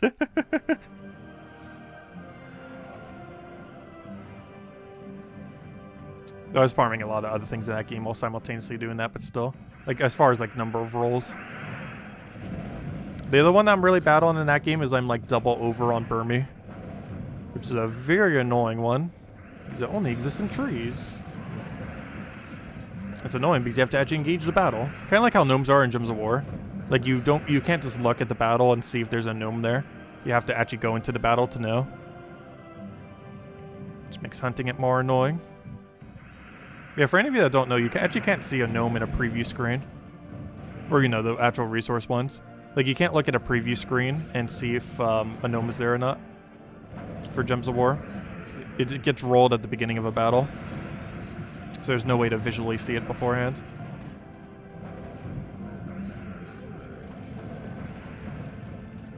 Okay, I need to fix it. Did you see that? That's a triple... That's a triple double click with one click. That's not me clicking twice. It's the mouse clicking twice for no reason. I need to go troubleshoot that more later. I've done so many things to try to fix it already.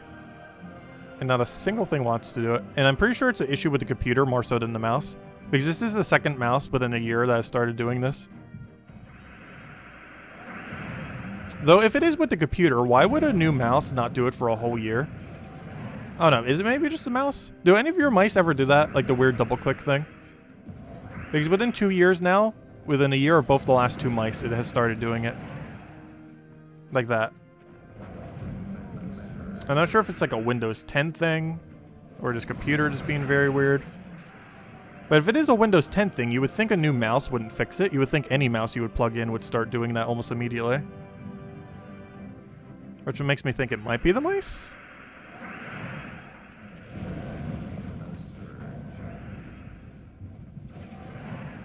Not quite sure. Oh, we need to fix that mouse before Vault event, I know, right? I've troubleshooted several things with it in the past and none have actually fixed my issue.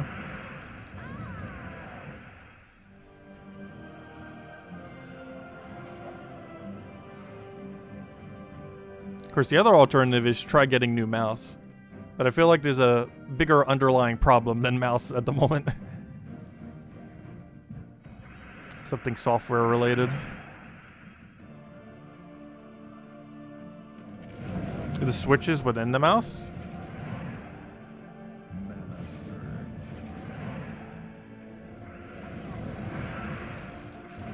I've tried blowing it out with one of those keyboard cleaning things. I'm not sure if you need a special thing to try cleaning it out, though. But that doesn't explain why the other mouse I had from ages back lasted so long. Because I still had a mouse from earlier that lasted like 7 or 8 years. And then I got the exact same one again and it lasted like a year.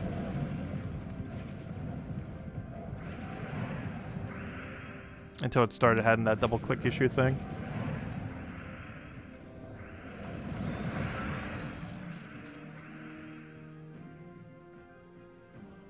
Interesting. So it's an optical switch. Maybe I'll look at that up then.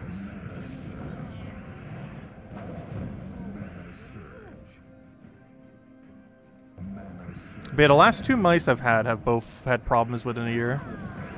And then the one I had prior lasted for like 7 or 8 years. And the mouse that I got after that mouse was the same mouse that lasted for 7 or 8 years. Like literally the exact same one. Or, you know, not literally, as in, you know. They're both not the same mouse, but, you know, they're the same type of mouse.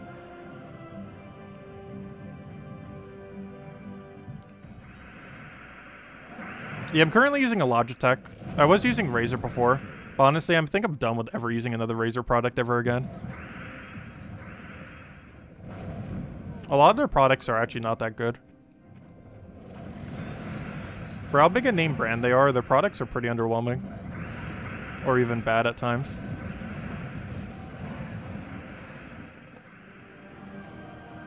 Yeah, Razer Def Adder was the one that lasted for 7 or 8 years. I can't remember exactly what version of it. And then I got that exact same version again and it lasted a year. But my original one, I can't remember the exact version name of it off the top of my head. But it lasted for 7 or 8 years or so.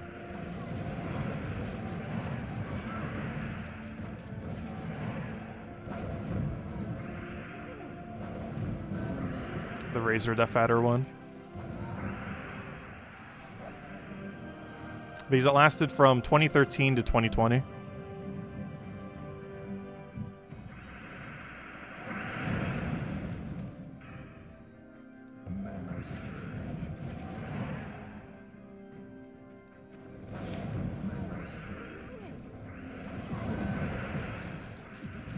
Yeah, it could just be that I got 2 unlucky mice in a row.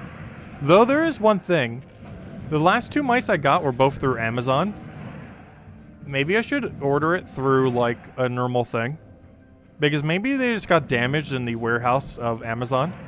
Because both the last 2 mice were specifically from Amazon. The Def Adder I got through Amazon and the, or the more recent one. And the mouse I currently have is from Amazon. Because Isabel gave it to us. Greatly appreciated. So maybe it's just something bad with how Amazon stores their mice. Maybe just the heat there that, like, tampers with it a little. Or just how they throw it around. But, I don't know. Maybe I should go get it from a first-party distributor rather than Amazon.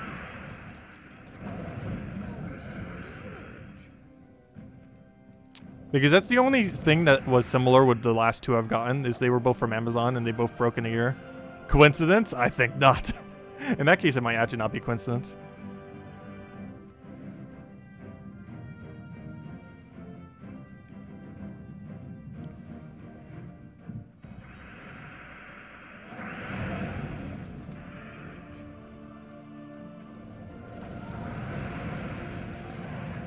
Oh, why did I do that? I should have went for mana accumulation.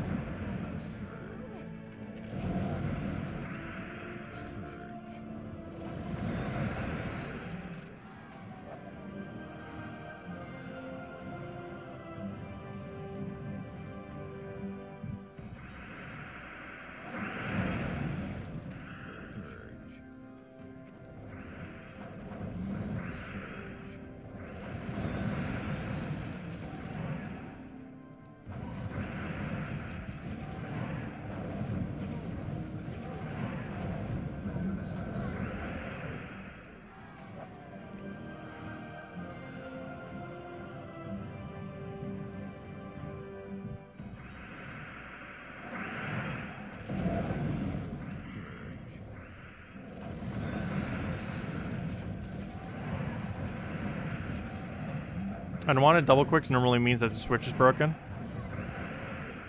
I'll look into that specifically then.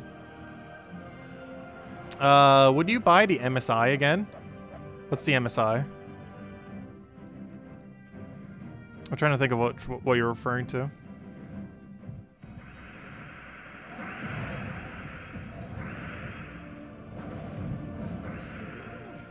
Oh, you mean the MSI computer? MSIs I probably would buy. I've had really bad luck with MSI keyboards though. I have not ever had a single MSI laptop keyboard that has not broken within a year in some way, shape, or form. Though, as far as the inner hardware of it, I've never had any issue. Like the other computer that I have, while it is slow, it's almost a decade old and it's still holding up. Like, the internals for them are pretty good. It's just they do not know how to make keyboards. That, or maybe I just overly use my keyboards on laptops. But, every single MSI laptop I've ever had, the keyboard is broken within a year. The internals for them is great, though. But I always have at least some issue with their keyboard within a year or less. Or actually, I should say a year or more. I think in both times it took a little over a year.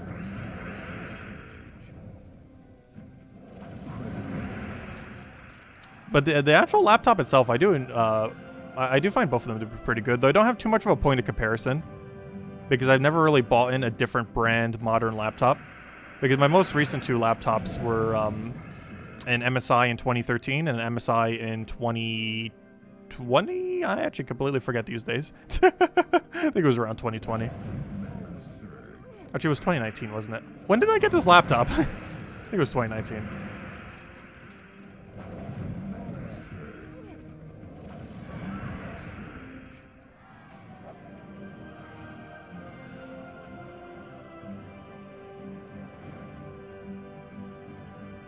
It was like October, November 2019 or something. Like right before the pandemic.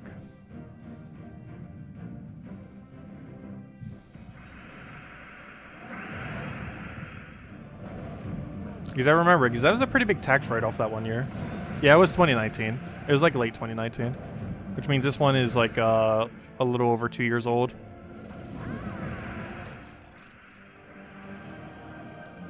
And I know that I got my other one the summer of 2013. I think in July. Which means it's almost 9 years old. It's still holding in there. It's slow sometimes, but it's holding up. It's slow and barely has any memory left in it. I keep having to shove over into a 2 terabyte hard drive thing. But it's holding up.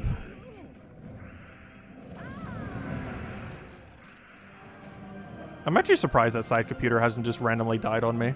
I've done so little maintenance on it. For how relative to how old it is. Yet it's still holding up after 9 years.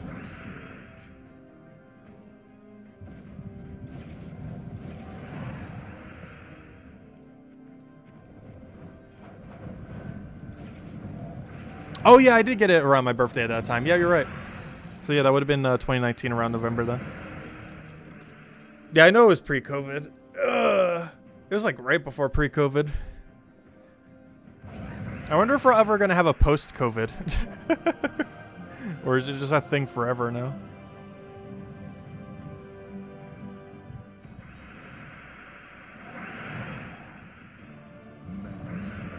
The fans have still been pretty good on the side computer.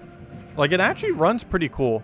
Like, it runs cooler than my main computer more often than not. Mostly because I'm normally not running anything too intense. The most intense thing I ever run on it's like Photoshop. But it actually runs cooler than my current computer. But it's mostly because my current computer, even though it has a pretty good fan system, it's running things that normally require more effort compared to the other computer these days. Because the only thing I really use the other computer for is like browser, Photoshop thumbnails. I think that's it. I think that's about all. Like, it's the only two things it's normally ever running. Is either Photoshop and or browser.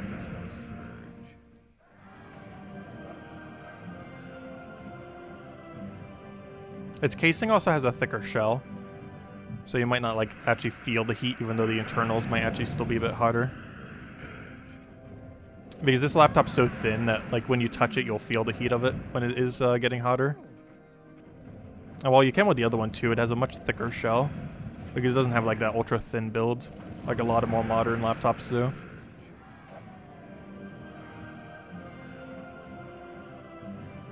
Oddly enough though, the screen on my older laptop's actually bigger than the one I have now. It's a 17.3 inch. I believe the one I'm using now is 15.3 or somewhere around there. Which is perfectly fine for what we do. Like, the graphical quality of the screen I'm using right now is way, way better. But size is actually like 2 inches smaller. Or like 1.5 inches, I can't remember exactly.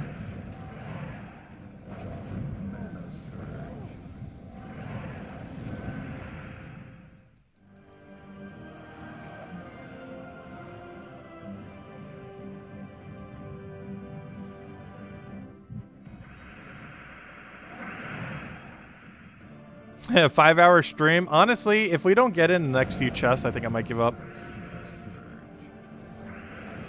If we don't get it by 3-3-3-3-3-3-3, I think we're going to give up. And then our timer starting into next stream will be 3-3-3-3-3-3-3-3. All threes.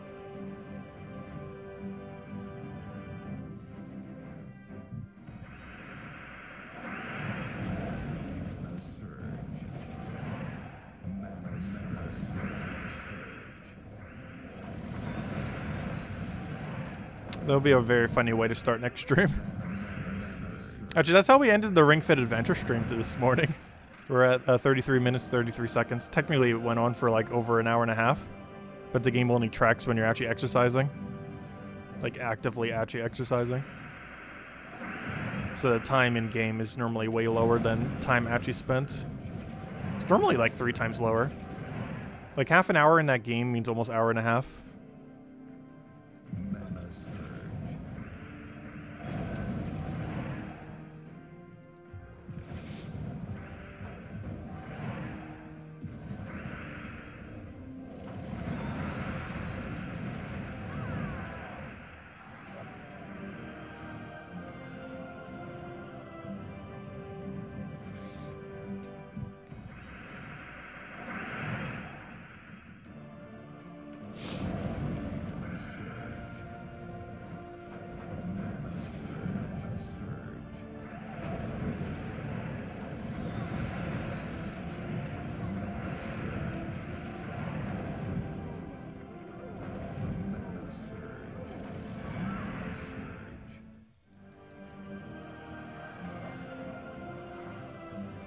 Come on, Mimic. Yeah, have you time traveled? Because Tacit only buys tech when they're on sale. No, I've bought tech sometimes when they're not on sale. It depends how badly I need something at a given time.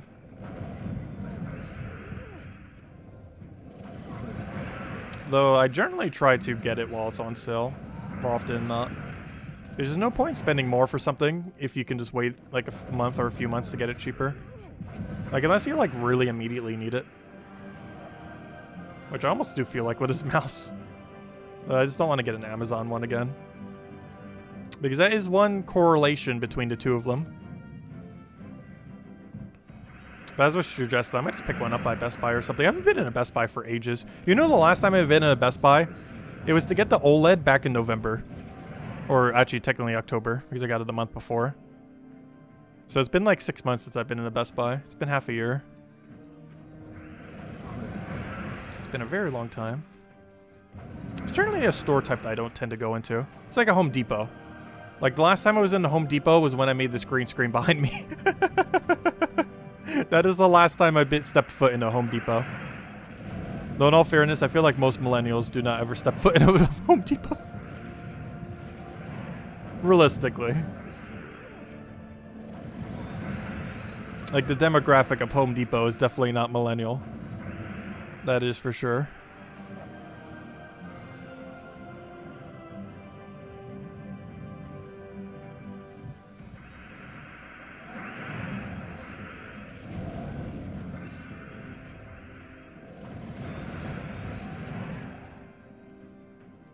Getting stuff on sale saves Isabel money. She has been getting a lot of stuff for the channel. Like half our setup these days is probably like all Isabel.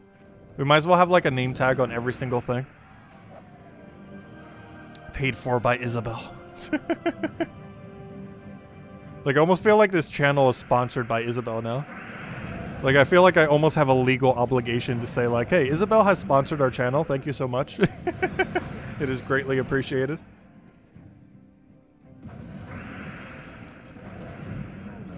Let's see. Take that over.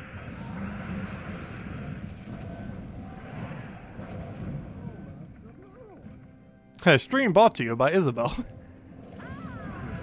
Fantastic. And all of our great viewers, isn't that right, chat? Let's see. I'll throw that down.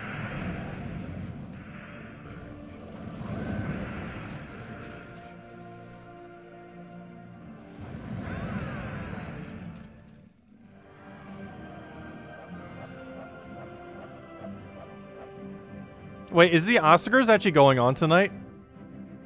I kind of forgot that exists.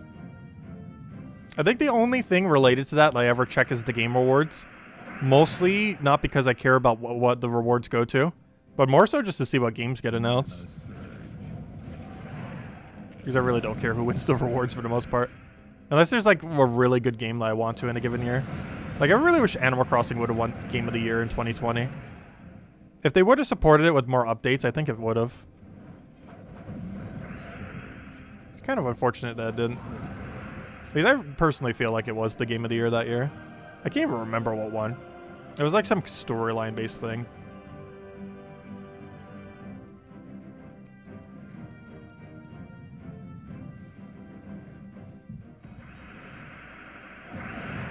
Let's see, we'll throw that down.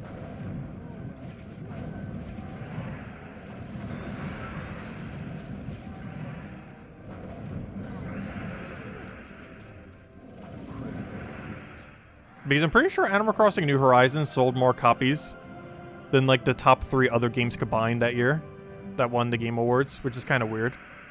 Because I'm pretty sure the number of copies that thing sold is way lower. Yeah, I know Oscars are for movies, not games. I was just saying the thing. I wasn't comparing the two in that way. I was comparing them both as saying that the Game Awards is the only show like that I end up watching. Or, you know, any of the reward-like shows. I didn't mean it as in they're both game shows. I meant it as in they're both reward shows. Oh, It Takes Two won that year? Oh, that's a weird one. Yeah, that's a kind of a weird category. I can actually see that kind of beating it out. It's just weird to make a co-op only game and then have that win.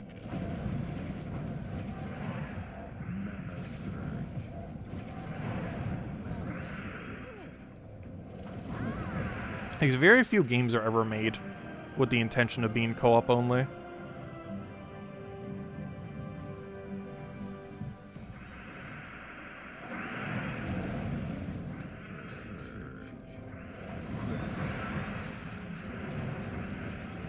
Oh, let's see. Though that was a good game, though. Or so I've heard. I have not actually played or seen it. I know the concept of the game, though.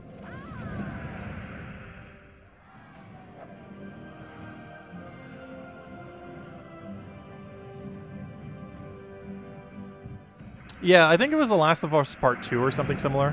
That sounds correct. Because It Takes Two win last year. But that was the one from 2020, was The Last of Us 2.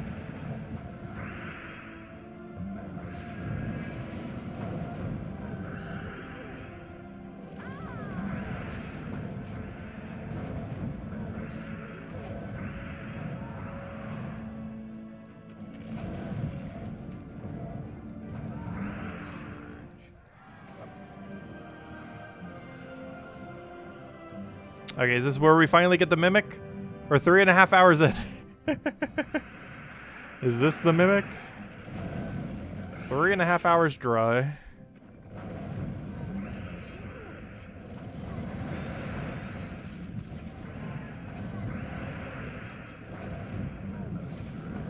Didn't realize we started going into a desert. Because this is ultra dry. I got another Anu, though. We're doing so decent on tokens, though. We got, like, what, 2 or 3 Anus tonight, plus a Nisha. Last night we did 5 Nishas with 3 Anus, if I'm not mistaken. Which is kind of funny, because we actually got more Nisha than Anu. That I know for sure.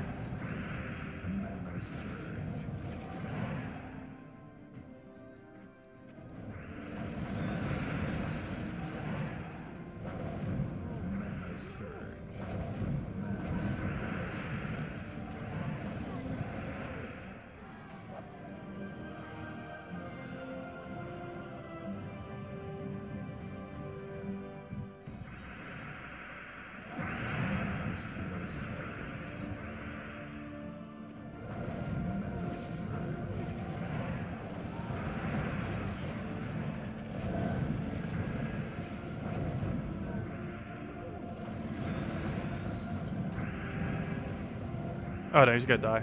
Oh no, he didn't go for it. Good job, AI. He didn't go for it again. Good job, AI. He had 2 opportunities to... Oh no! He was waiting for the mana drain troll. No! Aw, he was almost nice. That was close. I actually killed him off a burn. That was the exact kill, 3 damage for burn. I haven't seen the exact kill burn for a while. That happens a lot more often in Arena, like if we were actually playing it this weekend. But you normally don't see it in a natural battle, where a 3 damage burn exactly kills an enemy.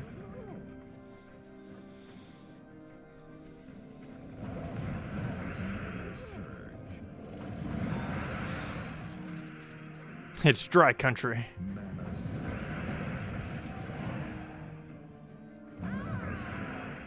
But yeah, if we hit all 3s without getting the Mimic, we're calling it a night. And that way we could start next stream at 3-3-3-3-3-3-3. Which would be a fun time to set it to.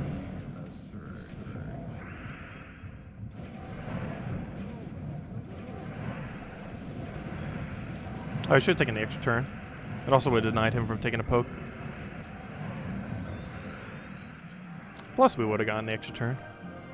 This better be a 5x chest when we actually finally get one. It's just prepping the actual mythic is all it's doing. Like, we're going to go 5 hours dry, but then get the mythic. That's all it's doing.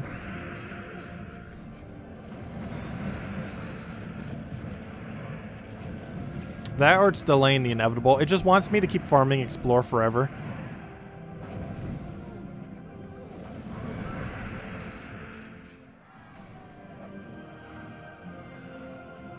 Which, if nothing else, at least it's encouraging us to do Explorer again for once.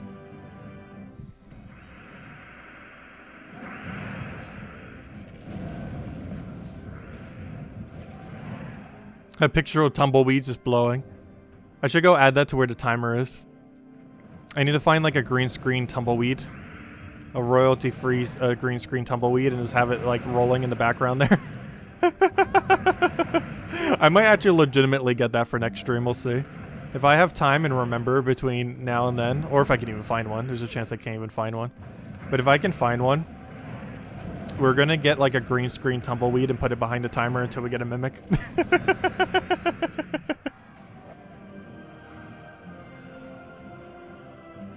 Alright, one more try. No, we're gonna have to go through 2 more cycles though. Yeah, I'm legitimately just gonna get a green screen tumbleweed. I just need to find one that's royalty free. One should exist, I would assume. It's too much of a meme thing for it to not exist.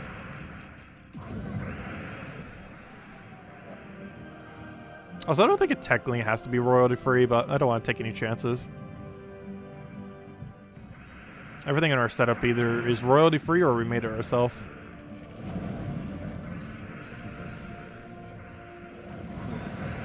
It's technically for YouTube videos, it falls under fair use. But, I don't know, fair use is kind of sketchy sometimes. Like if something actually counts or not. As fair use. Like obviously us using the Gems of War logo in top left is fair use. But some other things are a bit sketchier.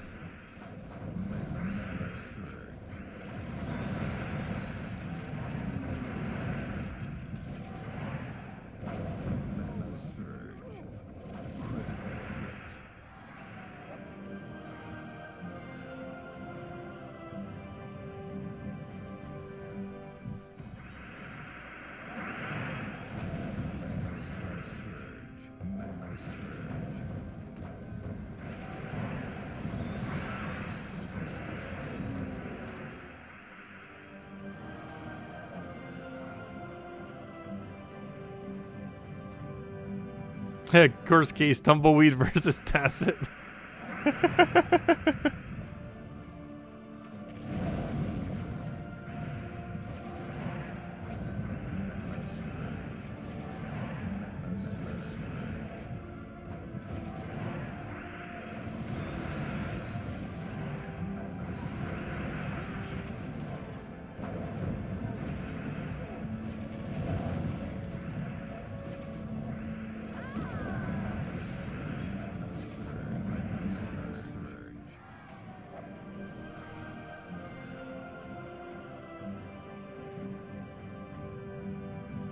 You're originally from Utah, and your nephew from Wisconsin came to visit, and he always thought that the tumbleweeds blowing around was a joke until he saw them.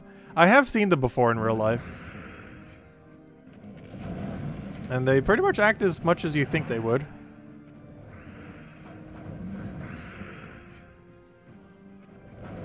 I think the main thing people have a skewed perception though on are roosters. After living with one for a couple years. Well, not literally in the house, but you know, he was on the yard in his little pen.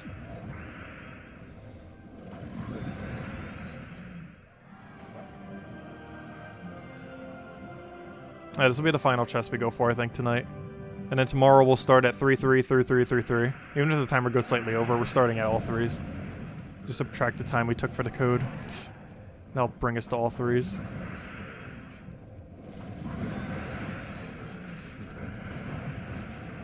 There we go, all threes. It has been done. It has to give it to us by all sevens, so technically it can't be all sevens, can it? Numbers don't work that way. That's not how time works. It would actually kind of stop at all fives, wouldn't it? Can you please click? Thank you.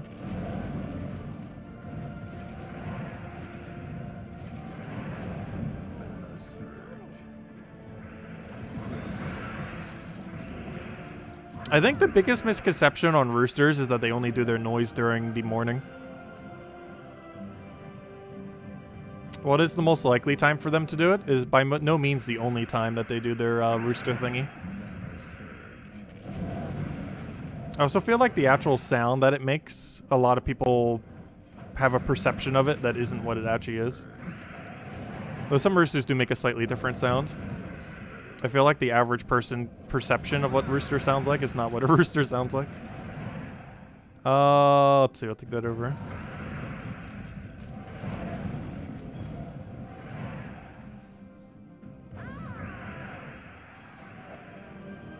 Yeah, they do it all day. They do it all day. They do it pretty much whenever they feel like it.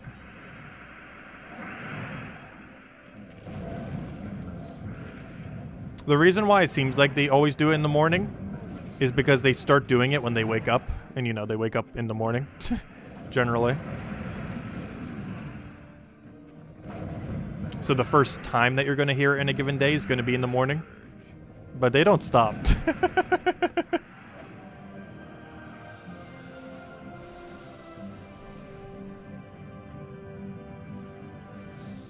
Let's see. We'll throw that down.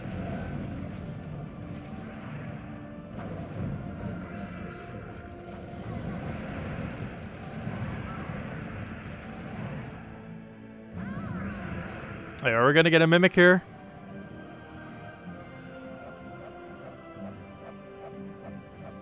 Okay, let's see what we get. Moment of truth.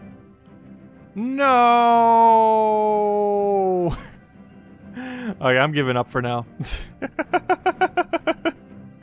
Oh, that hurts. I'm giving up for now. We're at 3 hours, 33 minutes, and 33 seconds without a mimic, as the timer says. Ignore the extra 2 minutes and something seconds. But, yeah, we'll set the timer to all threes tomorrow and go from there. Because that'll take off the time we handed out for the code, or it doesn't matter if we have it exact, but yeah, we'll start at all threes tomorrow. But yeah, we're 3.5 hours in with no mimic. That is painful. Well, I have some of your guys' luck now. I can now empathize with everyone who has said 3+ hours. Next goal, 4 hours. No, we better not. But gosh, but yeah, we'll be in the 4-hour plus club maybe tomorrow night. But yeah, we'll be back tomorrow night, 2 hours prior now. Tomorrow, 8 p.m. Eastern Standard Time. We'll be continuing from the 3.5 hour mark, pretty much, slightly over all threes. And we'll go from there. We'll also be messing around with all of the tasks, so we're probably not going to have the timer started immediately. Because we're mostly, actually tomorrow we probably won't be mimic hunting much, now that I think about it. We're mostly going to be focusing on the Chapter 1 tasks. Though it's Chapter 1, so it shouldn't take that long. It should take like 40-50 minutes probably. So we'll do that. We're also going to miss with bomb gems. So you know what? Maybe we won't be doing any mimic hunting. Because we're going to be messing with bomb gems. We're also going to be messing with the Chapter 1 tasks.